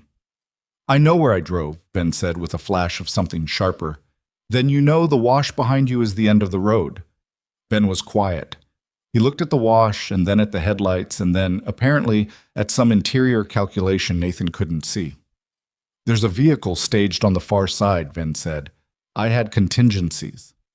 "I figured," Nathan said. "The wash is probably crossable on foot. I'd put it at a 10-minute crossing in the dark with those shoes." He paused. "The road on the other side goes north and south. If you go north, you hit a federal checkpoint we had staged there 45 minutes ago, because Marsh's people pulled this canyon map the same time I did. If you go south, it's 19 miles to the next paved road, and you'll be on foot." He was not certain about the checkpoint. He was reasonably certain, because Marsh was thorough, and because she'd had the canyon data. But he was not certain. He kept his voice at a level that didn't distinguish between what he knew and what he was betting on, which was a skill that had uses well outside of combat. Ven looked at the wash. A long look, the kind where you were doing real math and not liking the results. "What happens if I come back to that vehicle with you?" he said. "Federal custody," Nathan said. "Tonight, Phoenix? Then the federal prosecution that Victoria Hale has been building for the past year with every transaction record and routing document and shell company trace that your own company's systems generated." He paused. "It's a complete case, Mr. Ven. The documentation is redundant and distributed, and it doesn't depend on anyone's testimony who can be pressured. It exists whether you cooperate or not." "Then why are you telling me to cooperate?" "Because cooperating changes what the next 20 years of your life look like," Nathan said. "And because I'd rather walk you back to that vehicle than chase you across a wash in the dark. And I think you're smart enough to understand that the second version of this ends the same place the first version does." Ven looked at Nathan across the headlights. The canyon was very quiet. No wind, just the ticking of the two engines cooling and the enormous Arizona night pressing down on everything. "You have a daughter," Ven said. Nathan felt something tighten, very controlled. "I've read the brief on you," Ven said. He wasn't threatening. His tone was something stranger than threatening, almost conversational, the tone of someone saying something true in a situation where truth was the last available currency.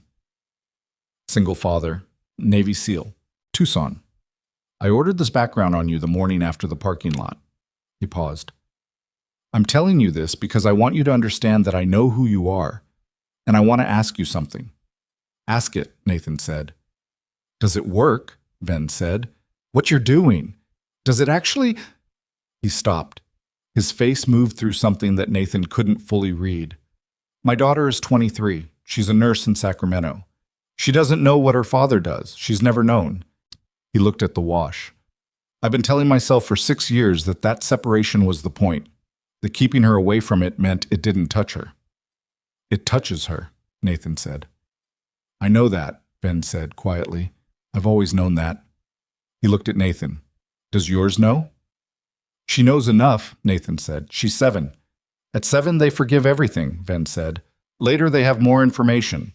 Nathan looked at him. This was not the conversation he'd planned to have at the edge of a canyon wash at midnight, and it was not a conversation he'd been prepared for by anything in the operational brief or the 12 days of tactical planning, and the strange, specific human weight of it was something he'd have to carry somewhere and figure out what to do with later. "Come back to the vehicle," Nathan said. Ven stood at the edge of the wash for another moment. Then he turned and walked toward Nathan, and Nathan walked beside him back toward the headlights. And Marcus was out of the driver's door and watching with the careful readiness of someone who knew something had happened that wasn't what they'd expected but was resolved. Ven's hands were empty. Nathan checked him efficiently and found a phone and a wallet and a small folding knife that was the kind of knife you carried for usefulness rather than intent, and he took the phone and left the knife. "Marsh," Nathan said into comms. "I'm here," Marsh said immediately. "We saw you go into the canyon. We didn't have visual." "Ven is in custody. He's compliant." A silence, brief. "Drayle?" "What's the status on Drayle?" "Taken at the secondary site. Federal team had him 40 minutes ago."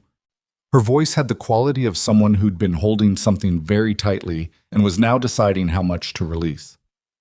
"The operation is complete, Cross. All sites secured. No federal casualties." Nathan looked at the canyon walls around him, at the sandstone catching the headlights, at the stars overhead that were exactly what they'd been an hour ago and would be tomorrow, and had been 6 years ago when Helix started, indifferent and enormous and there. Good, he said. Come in, Marsh said. Both of you. Nathan opened the rear door of their vehicle for Ven, and Ven got in without drama, and Marcus got behind the wheel, and Nathan took the passenger seat, and they drove back down the canyon track toward the highway, slower now, the urgency gone out of the drive. Ven sat in the back and didn't speak. Nathan didn't speak either. Marcus drove. At the canyon access point where the track met the highway, Nathan looked back at the canyon one more time through the rear window and then looked forward. The highway was empty and straight and very long. The Phoenix debrief started at 2 in the morning and went until 6. Nathan sat in it for the first 3 hours, and then Marsh told him to go sleep, which he did on the couch in the room that had been his workspace for 12 days, using his jacket as a blanket and not expecting much. He got 4 hours, which was more than he'd expected. When he woke up, the room was full of the morning work of the aftermath. Federal agents moving through it with the purposeful activity of people who had a great deal of documentation to process and not enough time. Cho was still at her station, which meant she either hadn't slept or had slept in her chair, and was coordinating the evidence chain across all 4 operation sites with the focused intensity of someone who would collapse later, and was fine with that as a plan. Victoria was at the conference table. She looked up when Nathan came in, and the look on her face was the look of someone who had been awake all night tracking something very important and had watched it resolve and hadn't yet figured out how to be on the other side of that. Yara called, she said. From the compound. I know, Nathan said. He'd gotten the report on his phone during the 4 hours. 37 people, Victoria said. 37? She looked at the table. Her hands were around a coffee cup that had probably been refilled multiple times. Reyes told me about the other sites, Portland, Chicago, Houston. She paused. Combined, across all 4 operations. Over 110 people. Nathan sat down across from her. The table between them had the remnants of 12 days of work on it, maps and folders and the physical infrastructure of an operation that had just concluded. And it looked in the morning light like the aftermath of something rather than the active thing it had been. Are you okay? He said. She looked at him with an honesty that was clearly something she'd been sitting with all night. I don't know yet, she said. I thought I would feel… I don't know what I thought. Better than this, maybe. She shook her head slightly. It doesn't feel the way I expected it to feel. What does it feel like? Incomplete, she said. Like the next thing should start immediately. Like stopping is wrong somehow.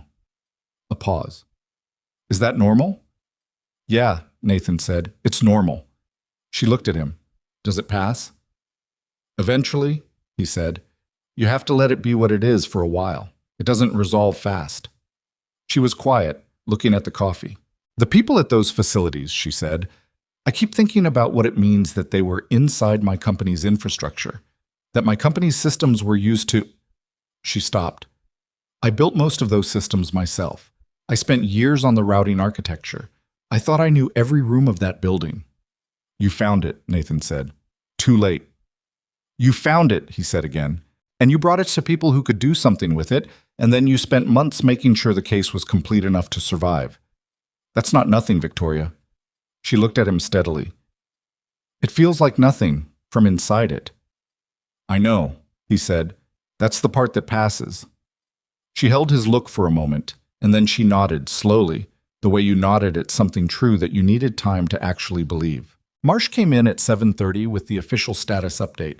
All sites confirmed secure, Drayle in federal custody in Houston, where the secondary operation had been coordinated, both Venn and Drayle in federal holding and scheduled for initial appearances within 24 hours. The evidence chain was intact across all 4 operations. The legal team was already in motion. Media is going to be an issue by this afternoon, Marsh said. We have a press hold in place, but it won't last past midday. Someone's going to leak. Can you control the narrative on Nathan's involvement? Victoria asked. Marsh looked at Nathan. What do you want? Keep my name out of it, Nathan said. Whatever you can do. We can do a lot, Marsh said. You were a civilian consultant. Your tactical contribution is real, but it doesn't require a press conference. She paused. The operational report will have your name in the classified version. The public version will not. That's fine, Nathan said. Your daughter is going to hear about this eventually, Marsh said. Not a challenge, just a fact. I know, Nathan said. I'll deal with that when I do. Marsh looked at him for a moment. Go get her, she said. Sedona's a 2-hour drive. You've been in this building for 12 days. Nathan looked at the room, at the maps and the folders and the aftermath of the thing that had occupied all his capacity for nearly 2 weeks. At Cho at her station, and Reyes moving through the space with a stack of folders, and Victoria at the conference table with both hands around her coffee. The debrief, he started. Can wait until Monday, Marsh said. It's Saturday. Go get your daughter. He didn't argue with that. The drive to Sedona went through the high desert north of Phoenix, the landscape changing as the elevation rose, the scrub giving way to the red rock formations that Sedona was built around, enormous and rust-colored and completely indifferent to whatever human emergency had been playing out at their feet. Nathan drove with his radio off, which he almost never did. Lily chose the radio, that was the arrangement. And the silence was different from the operational silence of the past 12 days, more open, less purposeful. He called ahead and Paulson answered and said Lily was fine, and he said he was coming, and Paulson said, I know, she's been asking about it since 6 this morning. He didn't know if that made him feel better or worse. He decided it made him feel like himself, which was its own specific category. The property was a house on an unpaved road with a view of the red rocks that under other circumstances would have been worth appreciating at length. Nathan pulled in and parked and got out of the vehicle, and Lily came out of the front door before he'd shut the door behind him.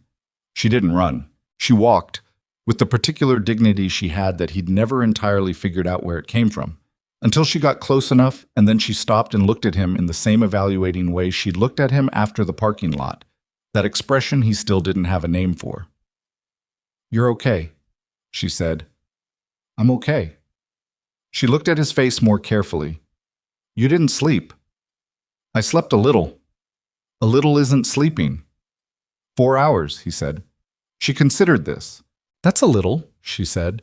And then she came the rest of the way and put her arms around him, and he picked her up, which she was technically getting too old for but had not yet formally objected to, and held her in the Sedona morning with the red rocks in the distance and the smell of her hair and the specific weight of her, which was the most particular thing in his world. I was scared, she said, into his shoulder. Very quiet, admitting it. I know, he said. I was too. A little. A little, she repeated with the same tone as before. Maybe more than a little. She was quiet for a moment. Is it over? The dangerous part is over, he said. What about the not dangerous parts? Those take longer.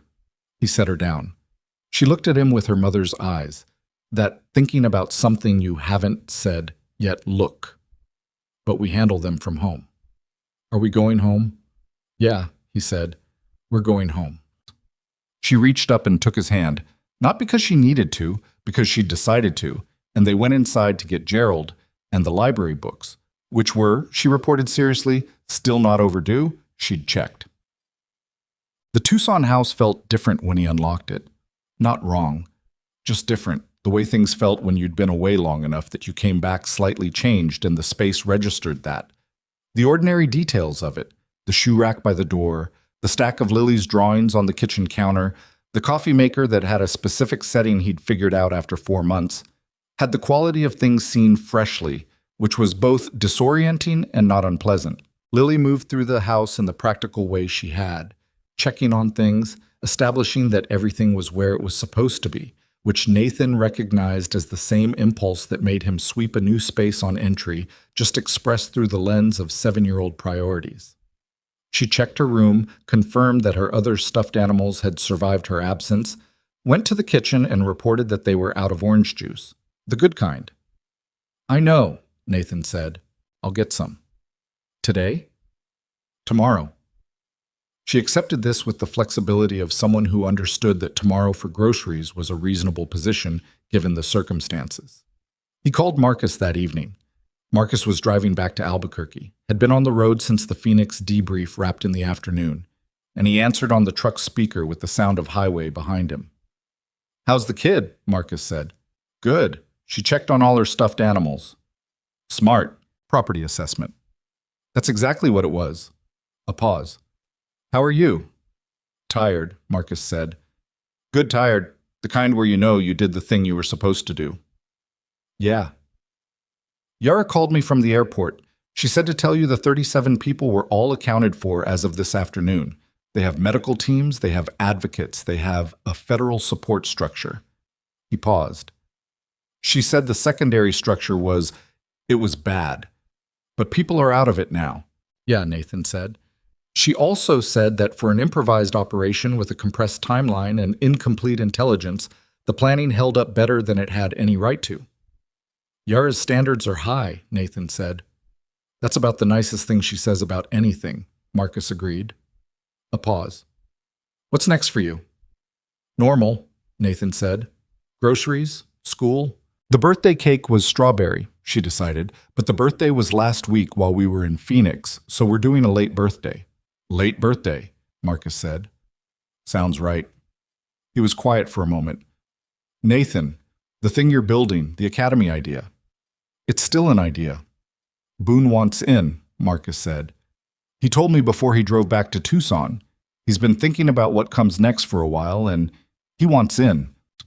Nathan thought about Boone in Sedona, keeping watch over a property with a king snake and a 7-year-old who investigated it at dawn.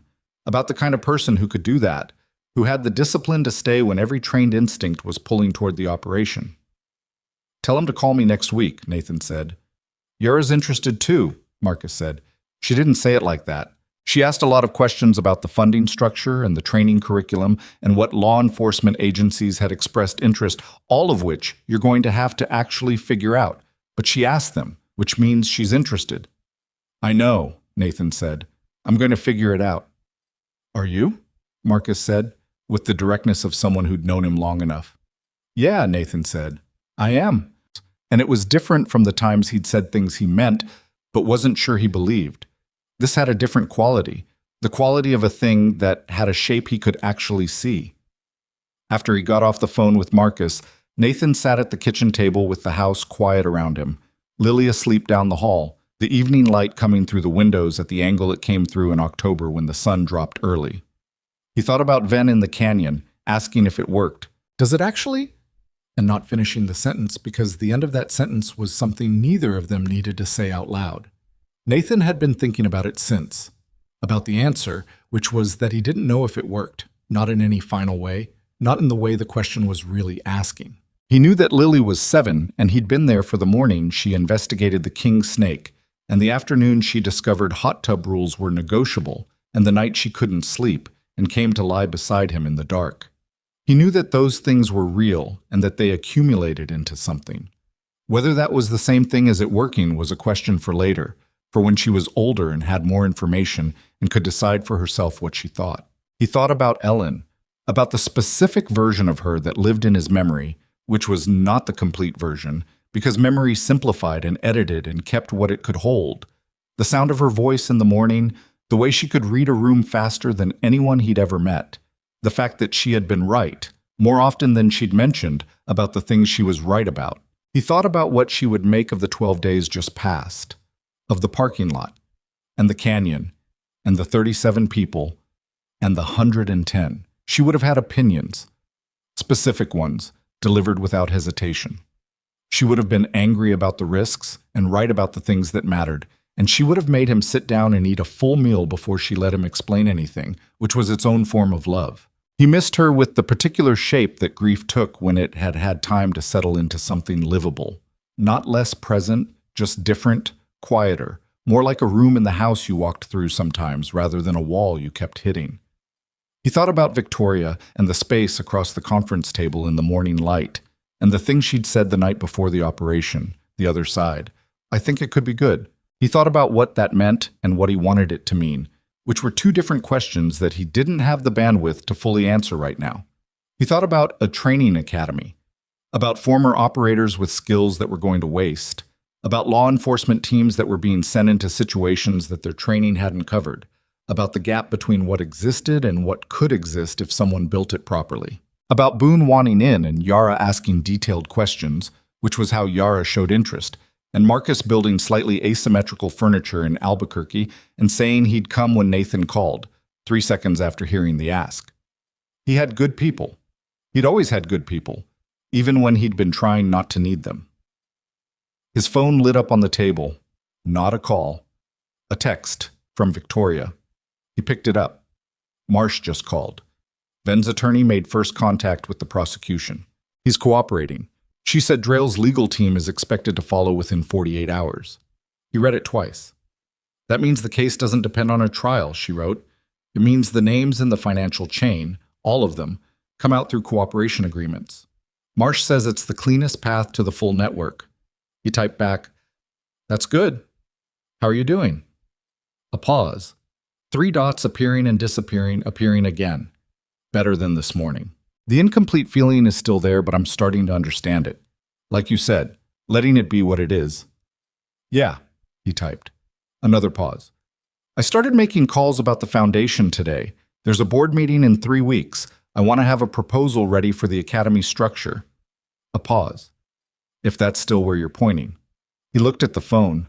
He looked at the evening light coming through the kitchen windows, and the stack of Lily's drawings on the counter, and the shoe rack by the door, and the coffee maker with its particular setting. Still pointing there, he wrote. Good, she wrote back.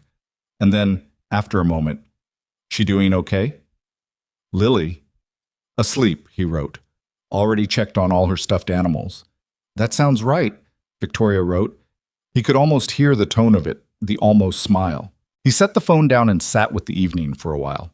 The house made its house sounds around him. Down the hall, Lily slept with the uncomplicated depth of someone who had done a lot of things this week and processed them in the direct way children process things and was now simply resting. Nathan sat at the kitchen table and felt the particular quality of a thing that had ended and another thing that hadn't yet started, the space between them, which was uncomfortable and necessary, and his. The following Monday, he drove to Phoenix for the full debrief. He went alone. Lily went to school, which had become the most normal thing that had ever happened. The routine of it, the school bag checked and the lunch packed and the question of whether today was library day, it was not. And the drive to drop-off where she said goodbye with the efficiency of someone who had social things to get to. The debrief was long and thorough, and he told it straight, all of it, the Canyon conversation included. Marsh's people documented everything with the meticulous care of people building a record that would have to survive scrutiny, and Nathan answered every question completely, including the ones about Ven's mention of his daughter, which he'd thought about whether to include and decided he had to, because the record needed to be complete. Marsh asked him at the end of the formal portion, in the quieter atmosphere of the room, when most of the other people had filed out, whether he'd thought any more about the standing offer, the permanent consulting role, the formal arrangement that several offices had expressed interest in. I have, Nathan said. And? And no, he said.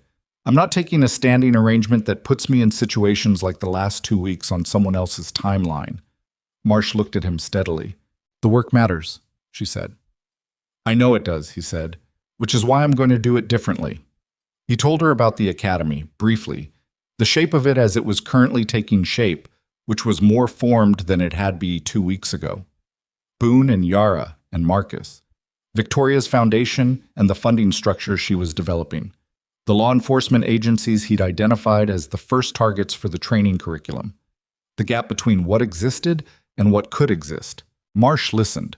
She had the quality she always had when she was listening to something worth listening to, which was complete attention that didn't advertise itself. That's a good idea, she said when he finished. I think so. We'd want a formal partnership arrangement, she said. Referral structure, training contracts, maybe some joint exercises. I can make introductions on the federal side that would accelerate what you're building. That's the kind of involvement I'm open to, Nathan said. She looked at him. I want to say something that's outside the debrief. Okay? What you did in that canyon, she said. With Ven, not the tactical part, the other part. Talking him back rather than the alternative. She paused. The case is better for it. His cooperation is material. But I don't think that's why you did it. Nathan looked at her. He came back to the vehicle, he said. That was the outcome that mattered. I know, Marsh said. That's what I mean. He didn't say anything to that. There wasn't much to say. On the drive back from Phoenix, with the late October desert going past in the afternoon light, he thought about Ven's daughter in Sacramento, who was a nurse, and didn't know what her father had been. He thought about the kind of wall you could build between your life and what you did, and whether it protected anyone, and the answer that the canyon had provided in real time, which was that it didn't. That the wall came down and the two sides touched eventually, one way or another, and the only question was whether what was on your side of the wall was something your daughter could live with knowing. He thought about Lily asking him at 2 in the morning if he was scared and what he'd told her, which was the truth, and about her saying whatever it is, you'll figure it out with a faith so uncomplicated he'd had no idea what to do with it at the time. He was starting to have some idea. He stopped at the grocery store on the way home. He bought the specific orange juice and the bread and strawberries for the late birthday cake that was still pending, and he bought what he needed for dinner that was not sad chicken. And he stood in the cereal aisle for a moment trying to remember which one she'd asked for last week, and picked the one he thought was right. He picked Lily up from school at 3:15, which was when school ended. She came out of the building in the crowd of other kids and spotted him and walked over and said, "You're here." "I'm here," he said. "I thought maybe Paulson would come." "No," he said, "just me." She looked at him with the evaluating look. "You seem better," she said. "I am better." "Good." She took his hand. "I have library books due on Friday." "I know," he said, "and my birthday cake is still owed." "I got strawberries." She looked up at him. "Today?" "Today," he said. She was quiet for a moment, and then she said, "Okay." And they walked to the car, and the afternoon was bright and dry and ordinary in the way that October afternoons in Tucson were ordinary, the sun doing its work, the streets going about their business, nothing about it indicating that it was different from any other afternoon. It was different from any other afternoon. Nathan knew that and let it be true quietly, walking with his daughter through a parking lot, a different parking lot, a normal one with no vans and no decisions to make except which way they'd parked, and felt the weight of the past 2 weeks begin, slowly and imperfectly, to find somewhere to settle. He didn't know what the next weeks would look like exactly. He knew the shape of what he was building. He knew Boone would call, and that the call would be long and enthusiastic and require patience. He knew Marsh would send introductions, and that the federal relationship would require careful navigation, and that Cho would probably end up involved in the data infrastructure somehow, because Cho was the kind of person who ended up involved in things. He knew Victoria would be at the board meeting in 3 weeks, presenting a funding proposal for something that hadn't existed 3 weeks ago. He knew Lily wanted strawberry cake and her library books returned by Friday. He drove home in the afternoon light with the radio on, her station, the one that was neither quite pop nor quite country, and had a great many feelings about both. And she sang along to the parts she knew and invented the parts she didn't. And Nathan drove and said nothing about the lyrics, and the October sun came through the windshield and sat on the dashboard, warm and completely ordinary, exactly like nothing had happened and everything had. The strawberry cake came out slightly lopsided. Nathan had followed the recipe on the back of the box because that was the version he knew how to make. And he'd gotten the layers level enough, but the frosting had gone on while the cake was still a degree or two too warm, and it had slid, just slightly, toward the left side. So the finished product had a definite lean to it that no amount of additional frosting had corrected. He'd considered starting over and decided against it, partly because it was 9 o'clock on a Tuesday evening and he didn't have more eggs, and partly because the leaning cake was, in some way he couldn't quite articulate, more honest than a perfect one. Lily looked at it when he carried it to the table with the candles lit. "It's crooked," she said. "It is," he agreed. She looked at it for another moment. "I like it," she said, with the authority of someone who had decided this was the right opinion and was committing to it. "Good. Make a wish." "I don't need to tell you what it is?" "You never have to tell anyone what it is," Nathan said. "That's the whole point." She looked at the candles with the focused seriousness she brought to things she'd decided were important, and she blew them out in one breath, and Nathan clapped once because that was what you did, and she grinned at him with the unselfconscious fullness that she still had at 7, that thing where joy didn't edit itself yet, and he thought that whatever she'd wished for, he hoped the universe was paying attention. They ate cake at the kitchen table at 9:15 on a Tuesday, which was past her bedtime and against most of the rules. And Nathan didn't say anything about it because some things mattered more than rules, and this was one of them. She ate 2 slices, which was one more than she needed and one fewer than she wanted, and declared the frosting the best part even though it had slid. "It tastes the same sideways," she said. "That's an important life lesson," Nathan said. She looked at him. "Are you making fun of me?" "No," he said. "I actually think that's true." She considered this and decided to accept it as a compliment to her wisdom, which was the right call. Later, after she was in bed and the kitchen was cleaned up and the leftover cake was covered on the counter, Nathan sat at the table with the specific quiet of a house where a child has just gone to sleep, which was its own particular kind of peace, textured and real, nothing like silence. He thought about the board meeting in 2 weeks. He thought about the calls he needed to make and the documents Victoria's team had started sending over.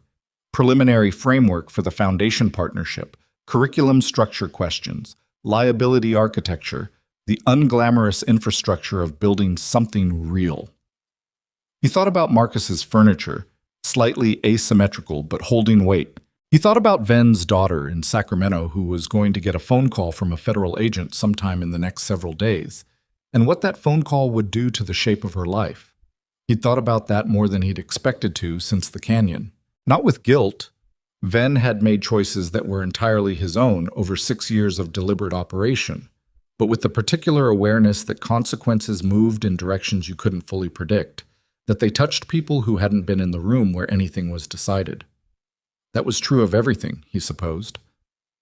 The parking lot had touched Lily. The canyon had touched Ven's daughter. Victoria's father dying 4 years before she found out what had been done inside his company had touched her in ways that were still working themselves out. You couldn't isolate cause from effect, couldn't wall off what happened to one person from what it did to the people standing near them. The only thing you could do was try to make the choices that were worth the cost. He didn't know, sitting at his kitchen table with the lopsided cake on the counter and Lily asleep down the hall, if he'd gotten that right. He thought he probably had. He thought the alternative, the parking lot and walking away, the 12 days in Phoenix never happening, 110 people still in the facilities they'd been found in, was the kind of alternative you couldn't choose, and then live with yourself in a way that was honest. But he also thought about the 2 weeks Lily had spent in Sedona, about the school things he'd missed and the ordinary mornings that hadn't been ordinary because she'd been in a house with federal agents and a king snake. About the birthday that had happened on a date while he was in Phoenix, and that was being celebrated now, 10 days late, with a lopsided cake. He didn't think the right answer was that none of that had cost anything. He thought the right answer was that it had cost something real, and that was still true even when the choice had been right. That was the part nobody told you, that choosing correctly didn't mean choosing cheaply, that the price was real whether or not the decision was. The board meeting was on a Thursday in early November, in a conference room on the 22nd floor of the Hale Pacific building in Phoenix that had a view of the city and the desert beyond it, stretching south in the flat November light toward the horizon. Nathan had worn the jacket that was the closest he owned to appropriate for a board meeting, which was the charcoal one he'd bought for a school event last year, and he'd sat through the first 40 minutes of the meeting as an observer while Victoria's general counsel walked the board through the foundation's existing mandate and the proposed expansion. The board was 7 people, older than Victoria on average, the kind of people who'd spent careers on boards and knew how to listen to a proposal with the particular attentiveness of people who were going to ask expensive questions afterward. When Victoria introduced Nathan, she did it simply. Former special operations, the architect of the training concept, operational background that she described accurately and without flourish. Nathan stood and gave the 15 minutes he'd prepared, which he'd gone over with Victoria 3 times and with Boone once, because Boone had the useful quality of asking the questions that suspicious people asked, which let you refine the answers before the suspicious people got to them. He talked about the gap, the specific documentable gap between the tactical capability that existed in the veteran population and the tactical need that existed in law enforcement and protective services. He talked about what that gap cost, in outcomes, in lives. He talked about the framework he and his team were building and the federal relationships that were already in place, mentioning Marsh's office without details that couldn't be mentioned. He talked about curriculum and timeline and the projected organizational structure. He did not talk about parking lots or canyons. That wasn't what this was. When he finished, a woman at the end of the table, 60-something, silver-haired, the quality of someone who had never once said something she didn't mean, looked at him steadily and said, "What's the failure mode?" "What do you mean?" Nathan said. "Every organization has a failure mode," she said. "Something it does well until it doesn't, and what it was supposed to be becomes something else." "What's yours?" Nathan looked at her. "We become a contractor," he said. "We start taking engagements because they pay, rather than because they fit the mission. And we drift from training into operations. And eventually we're a private security firm that used to be something else." He paused. "The governance structure we're building has two provisions that are meant to prevent that. First, all operational engagements require board approval, and the board includes a standing civilian ethics member with veto power. Second, the training mission has to represent at least 70% of annual revenue in any given year, or we trigger a mandatory strategic review." She looked at him for a moment. "Who sits on the ethics board?" "We're identifying candidates," Nathan said. "Victoria has 2 names. I have one." "I have 3, the silver-haired woman said. "I'll send them to Victoria this week." It wasn't a soft endorsement, but it was the beginning of one. The vote at the end of the meeting was 6-1 in favor, the one dissenting vote being a man who'd expressed concern about reputational risk to the foundation, and who Nathan thought was probably not wrong about the risk, but was wrong about whether it was worth taking. Victoria had told him beforehand that this particular board member dissented on roughly 40% of votes, and that she'd learned to factor it in as a structural feature rather than an obstacle. Afterward, in the hallway outside the conference room, while the board members gathered their things and made the small talk of people who'd done their work for the day, Victoria came to stand beside Nathan at the window. 6-1, she said. "I heard the vote," Nathan said. "The ethics board suggestion from Margaret. That's a good sign. She doesn't engage with things she's planning to let fail." "Is that her name? The silver-haired one?" "Margaret Cho," Victoria said. "No relation." She looked at the city view. "She's been on this board for 9 years. She was my father's first external appointment when he formalized the board structure. She told me at his funeral that the best thing he'd done for the company was hire people who disagreed with him." A pause. "I think she's been watching to see if I learned that lesson." "Have you?" Victoria looked at him sideways. "I hired a retired SEAL with no nonprofit experience to build an organization I'm funding with my family foundation," she said. "I think that demonstrates some tolerance for unconventional choices." "That's one way to look at it," Nathan said. "What's another way?" "Good judgment," he said, and kept his face straight, and she looked at him for a moment and then laughed. A real one, the kind that arrived without being invited and didn't apologize for itself.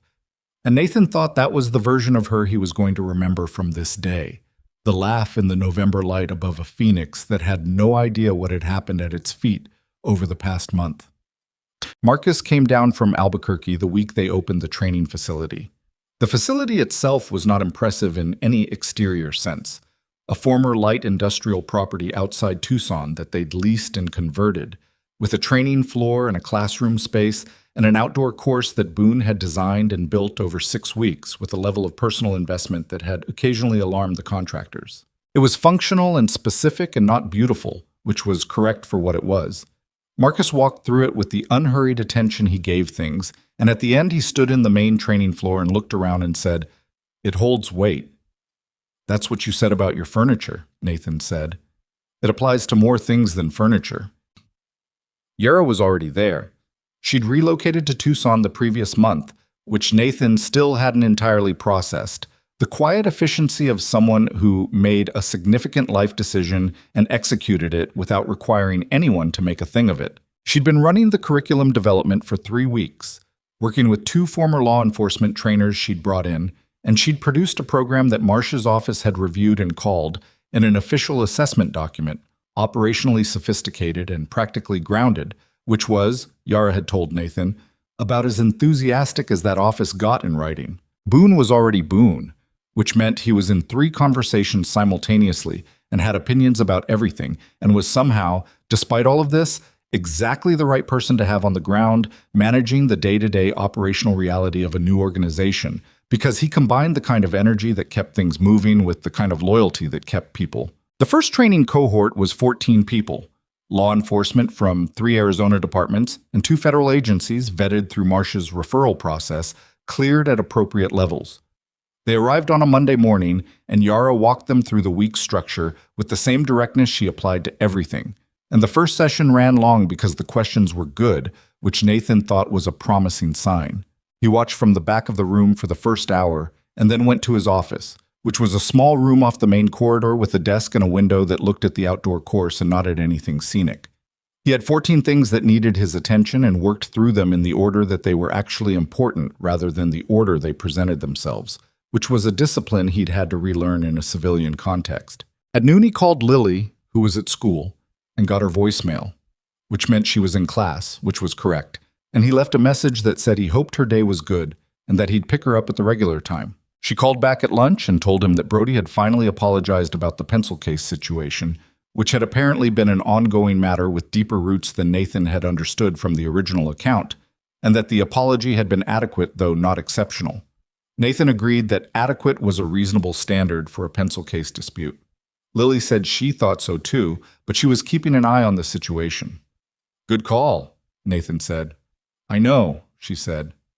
"Bye, Dad." "Bye, Bug." He worked through the afternoon and picked her up at 3:15, and she told him about the rest of the day in the car with the radio on her station. And he listened and asked questions that weren't leading questions because she didn't need his angle on the social architecture of her second-grade class. She was fully capable of navigating it herself. And when they got home, she did homework at the kitchen table while he made dinner. That was not sad chicken. And the evening went the way evenings went. Argument about bedtime that he lost at a reasonable margin, the light under her door after she was supposed to be asleep, a knock at 9:15 requesting water and offering the information that she'd had a thought about something she wanted to discuss. "Tomorrow," he said, giving her the water. "It's important," she said. "Tomorrow, it'll still be important." She considered this and determined it was probably true, and went back to bed. And Nathan turned off the hall light and went back to the living room and sat with the evening, which was ordinary and real and his.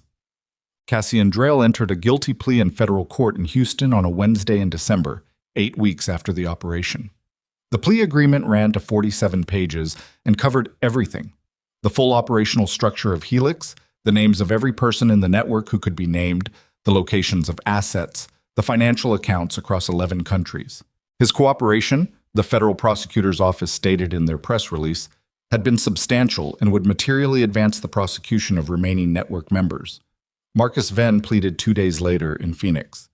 His agreement was somewhat less comprehensive than Drayle's, not because he was less cooperative, but because the financial architecture he'd built had been so thoroughly documented by Victoria's work that his cooperation was supplementary rather than foundational. He received credit for it anyway, because the system at its best recognized effort even when the effort was partly self-interested. Nathan read the press releases on his phone while sitting in the parking lot of Lily's school waiting for pickup. He read them twice and then put the phone in his pocket and watched the school doors for the particular purple sneakers that were how he spotted her in a crowd. The prosecutions would take time. These things always did, the lawyers and the evidence and the appeals that would come. The long institutional machinery of a justice system that moved the way it moved, which was not quickly, but was, when it worked, thoroughly. Nathan understood this. He didn't need the prosecutions to be fast. He needed them to be complete. And the agreements that Drayle and Venn had entered made complete more likely than it had been a month ago. He thought about the 110 people across 4 facilities, about the 37 in the Flagstaff secondary structure, about the people in all the operations across the network that Helix had been running for 6 years, whose number was larger than the ones they'd found and would remain unknown, because the full accounting of something like this was never as clean as you needed it to be. He thought about what you did with that, the number you couldn't reach, the harm that had already happened before the parking lot, and the canyon, and the 12 days in Phoenix. He'd asked himself this question a lot over the past 2 months, and he'd found that the only answer that was livable was also the simplest one, which was that you did what you could with the access you had, and you tried to build something that would catch more of it next time. That wasn't enough. It was never going to be enough.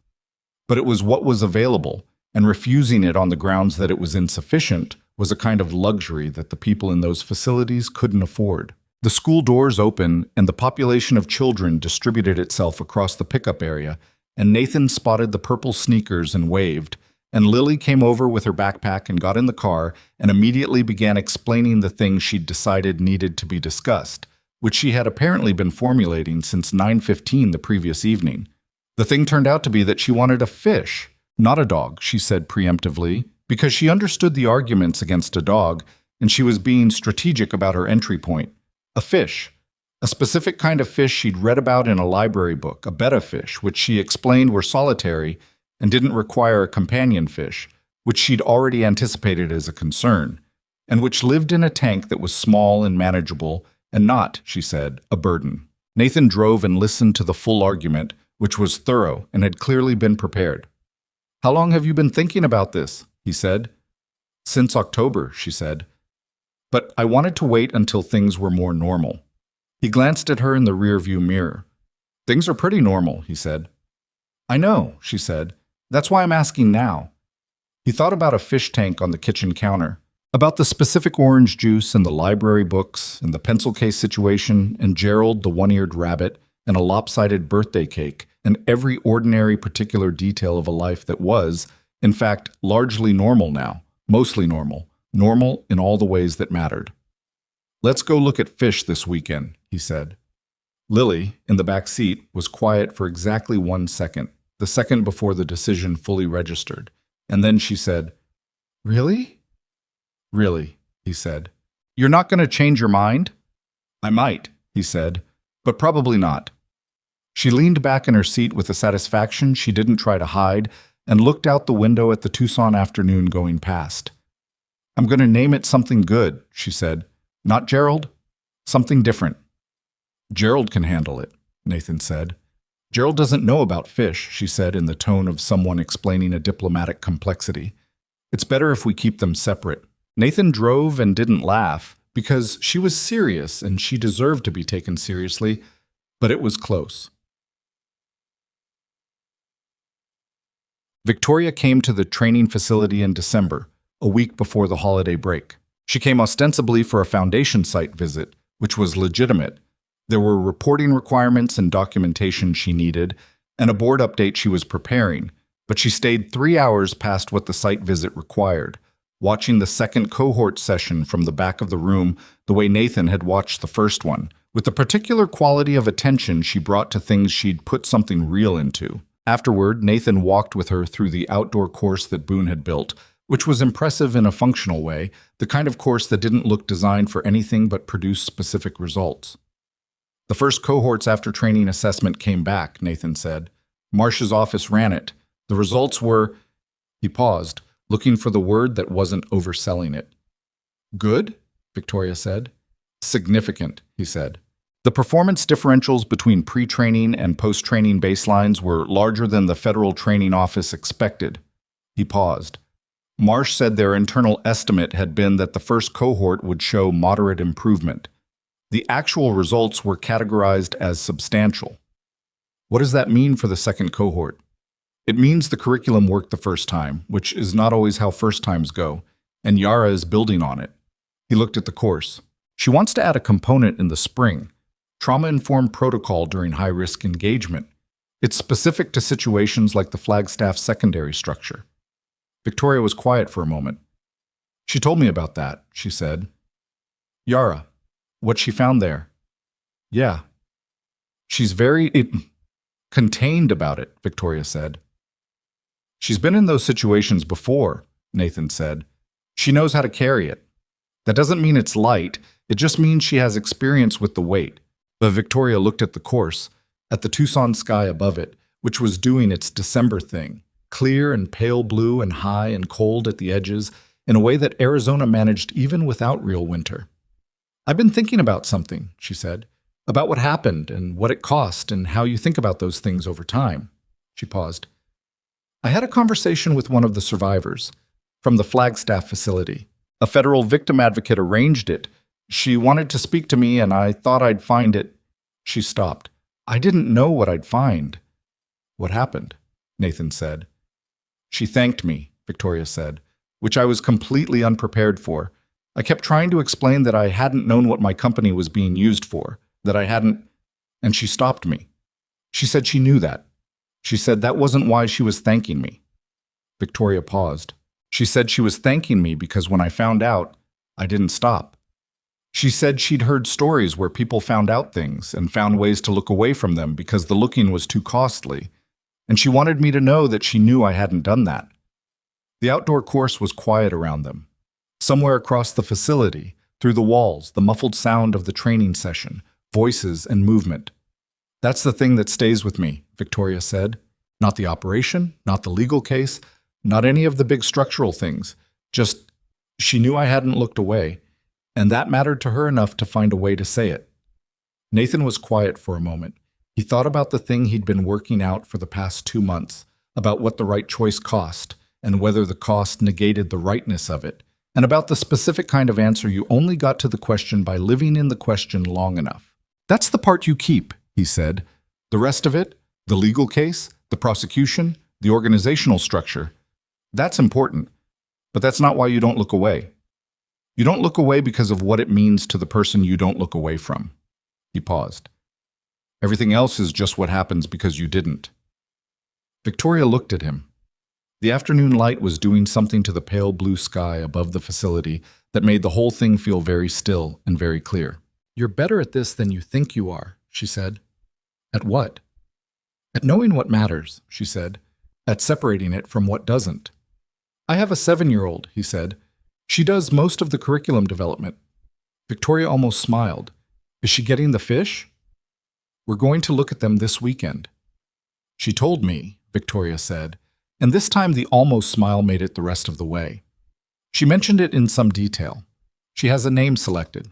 Already, she said she's been thinking about it since October. She paused. She also said she wanted me to come to the fish store. Nathan looked at her. She didn't mention that to me. I know, Victoria said. She mentioned it to me. He thought about that, about what it meant that Lily had made that specific ask to Victoria, and not to him, the particular social intelligence of a 7-year-old who understood something about the shape of things and was making a direct and practical move about it. Do you want to come? He said. I have a thing Saturday morning, she said, but I'm free Saturday afternoon. Saturday afternoon, he said. If that works? That works, he said. They walked back toward the facility entrance in the December afternoon, not saying much, the kind of quiet that had developed between them over the past 2 months, that wasn't empty quiet, but full quiet, the kind that came between people who had enough shared context that silence didn't need to be filled. At the door, Victoria said, The board wants a 6-month operational review in April. I'll need your numbers by the end of March. I'll have them, Nathan said. And the ethics board candidates? Margaret's list came in. I'll send it to you this week. Good. She looked at him for a moment. This is going to work, she said, with the directness she had about things she'd decided were true. Yeah, Nathan said. I think it is. She went back inside to finish the site visit documentation, and Nathan stood at the entrance for a moment and looked at the outdoor course and the pale Arizona sky and thought about the word work and what it meant for the thing they were building. It meant something different from success. Success was a moment, a result, a completion, a thing you could point to and say there, that happened. What they were building wasn't a moment. It was a process, ongoing and imperfect, and subject to all the ways that real things failed when you weren't paying attention. It would work when it worked, and it would need fixing when it didn't, and neither of those things would be the end of it. That was what building something real looked like from the inside. It didn't feel finished. It felt like the next thing you had to do. He went back inside. Oh, Christmas that year was small and specific, the way things were when it was just the two of them. Lily had constructed a detailed list in October that she'd revised twice and submitted in November in what she described as final form, and Nathan had worked through it with the same attention he brought to operational planning, which Lily would have found alarming if she'd known. Most of it was books and art supplies, and one very specific item she'd circled 3 times that was available at a store 15 minutes away. The fish, a betta fish, dark blue with a tail like something decorative and impractical, selected from 4 candidates with great deliberation on a Saturday afternoon with Victoria present and consulted, was named Aristotle. Not because of the philosopher, Lily explained, but because she liked the way it sounded and because she felt the fish looked like an Aristotle, which was a criterion Nathan was not going to argue with. Aristotle lived on the kitchen counter in a tank that Lily maintained with a seriousness that had surprised Nathan, and he suspected had not surprised Victoria, who seemed to have understood something about Lily's reliability on things she cared about. Victoria had come to the fish store, and she'd come to the facility twice more in December, and she and Nathan had dinner once, just the two of them, at a place in Tucson that was good without being the kind of place that made a production of being good. And they'd talked for 3 hours about things that were not the operation, or the foundation, or the training curriculum, which was its own kind of milestone. He didn't know yet exactly what they were building on that side of things. He thought he knew the direction of it. He thought Victoria knew the direction of it. Neither of them had made it a conversation that needed to be concluded, because it wasn't that kind of thing yet. It was the kind of thing you let develop in its own time without forcing it into a shape before the shape was ready. Lily had opinions, which she kept mostly to herself except in the way she didn't, which was by asking very specific questions at unpredictable moments. She'd asked Nathan if he thought Victoria was nice, and he'd said yes. She'd asked if Victoria was going to be around for a while, and he'd said he thought so. She'd asked if Victoria knew about the fish, and he'd said she did. She'd been there. And Lily had said, I know, I mean the name. And he'd said he wasn't sure if he'd mentioned the name specifically, and Lily had said she'd tell her. The next time Victoria came to the facility, she greeted Aristotle by name, and Lily reported this to Nathan with satisfaction, and Nathan thought about the specific social intelligence of a 7-year-old and what it had cost him and what it was worth. On the last day of the year, Nathan drove out to the desert east of Tucson. Not for any operational purpose, he just drove, the way you drove sometimes when you needed space that wasn't the space you lived in. The road went straight into the desert, and the desert went as far as it went, which was very far, the kind of landscape that made the things you were carrying feel proportionate to the actual size of the world, which was vast and mostly indifferent and very old. He parked where the road ended at a trailhead and sat in the car for a while, not going anywhere. The late December sun was low and specific, the kind of winter sun that had an angle to it, and the desert was doing its winter thing, the colors muted toward tan and rust, the air clean and very dry and cold at the edges in a way that felt like something honest. He thought about the year. He thought about the parking lot in October, which felt like something that had happened to a slightly different version of himself, one that was recognizable, but not quite the current model. He thought about 12 days in a Phoenix federal building, and a canyon in the Arizona night, and a man asking if it worked, if any of it actually worked. He didn't have a clean answer to that. He'd stopped expecting one. What he had was the training facility outside Tucson, with Yara's curriculum running, and Boone keeping things moving, and Marcus driving down from Albuquerque once a month because he'd gotten interested in the ethics board composition, which was a thing nobody had predicted. He had 110 people who were not in 4 facilities anymore.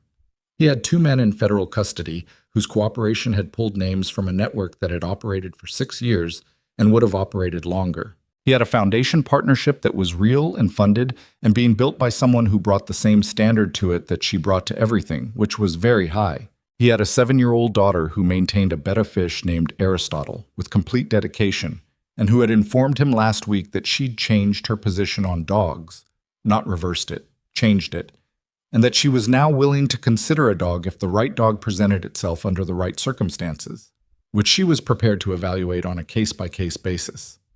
He had the lopsided birthday cake. He had the radio station that was neither pop nor country. He had the specific orange juice and the library books returned before the fine date, and Gerald with his single ear sitting on a pillow and the light under Lily's door after bedtime. He had the ordinary and specific particularity of a life that was, in fact, his.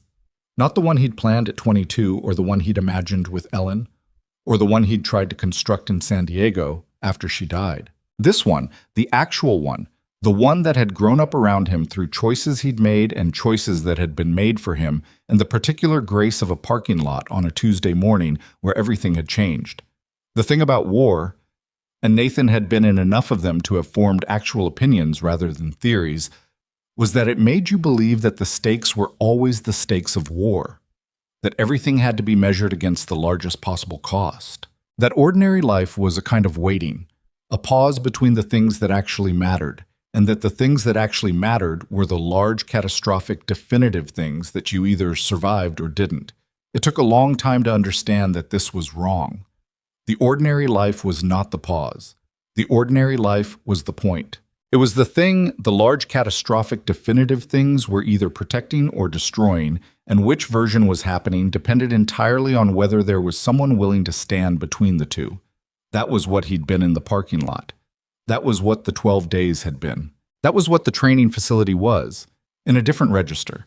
Not standing between in the dramatic immediate sense, but building the capacity to stand between, multiplying it, turning one person's capability into 20, into 50, into the number that could actually make a dent in the size of the problem. He wasn't doing this instead of the ordinary life. He was doing it so that the ordinary life could be what it was supposed to be. He'd needed the canyon and the year that followed it to understand that distinction. He didn't think he'd have understood it any other way. The sun moved in its winter arc, and the desert stayed what it was. And Nathan sat in the car at the end of the road and breathed the cold, clean air and let the year settle into whatever shape it was going to settle into, which wasn't done yet, would not be done for a long time, and that was fine. He drove home. Lily was at the kitchen counter when he came in, doing something with construction paper and scissors that had covered the surface in colored fragments. Aristotle was in his tank, being decorative and impractical. Gerald was visible in the living room, resident on the couch. "You were gone a long time," Lily said, without looking up from the construction paper. "Sorry," Nathan said. "It's okay. I knew you'd come back." He stopped at the counter and looked at what she was making, which appeared to be some kind of elaborate collage for reasons that were not yet clear. "What is that?" he said. "A thing for school," she said, "about what mattered this year." She was cutting something carefully, with the focused attention of a person who had decided this was worth doing precisely. "We're supposed to show the things that mattered." "And what did?" he said. She looked up from the construction paper. She looked at him with her mother's eyes and the thinking about what you haven't said expression, and then she looked around the kitchen, at Aristotle and the counter and the window and whatever she was seeing that was more than just a kitchen. "Everything," she said, like it was simple. Like the answer was obvious, and she was slightly surprised he'd needed to ask. Nathan looked at his daughter in the December kitchen with the construction paper fragments around her and the fish in the tank and the ordinary irreplaceable specificity of the life they were living, and he thought that she was 7 years old and she was right, and that he was 40 years old and had needed 12 days in a federal building and a canyon at midnight to arrive at the same answer. Sometimes it took longer to find the simple things. Sometimes you had to drive a long way into the desert and sit at the end of a road before you could see what was already there when you got home. He picked up a piece of construction paper from the counter and handed it to her, and she said thanks without looking up, already back to her work. And Nathan stood in the kitchen in the last light of the year and thought that wherever this went from here, the facility and the partnership and the thing he and Victoria were building toward, and all the mornings and pickups and arguments about bedtime that were coming, it was already, in the most important ways, exactly where it was supposed to be. Not finished, not perfect, just worth it. That was enough. That had always been enough. He was only now getting good at knowing it.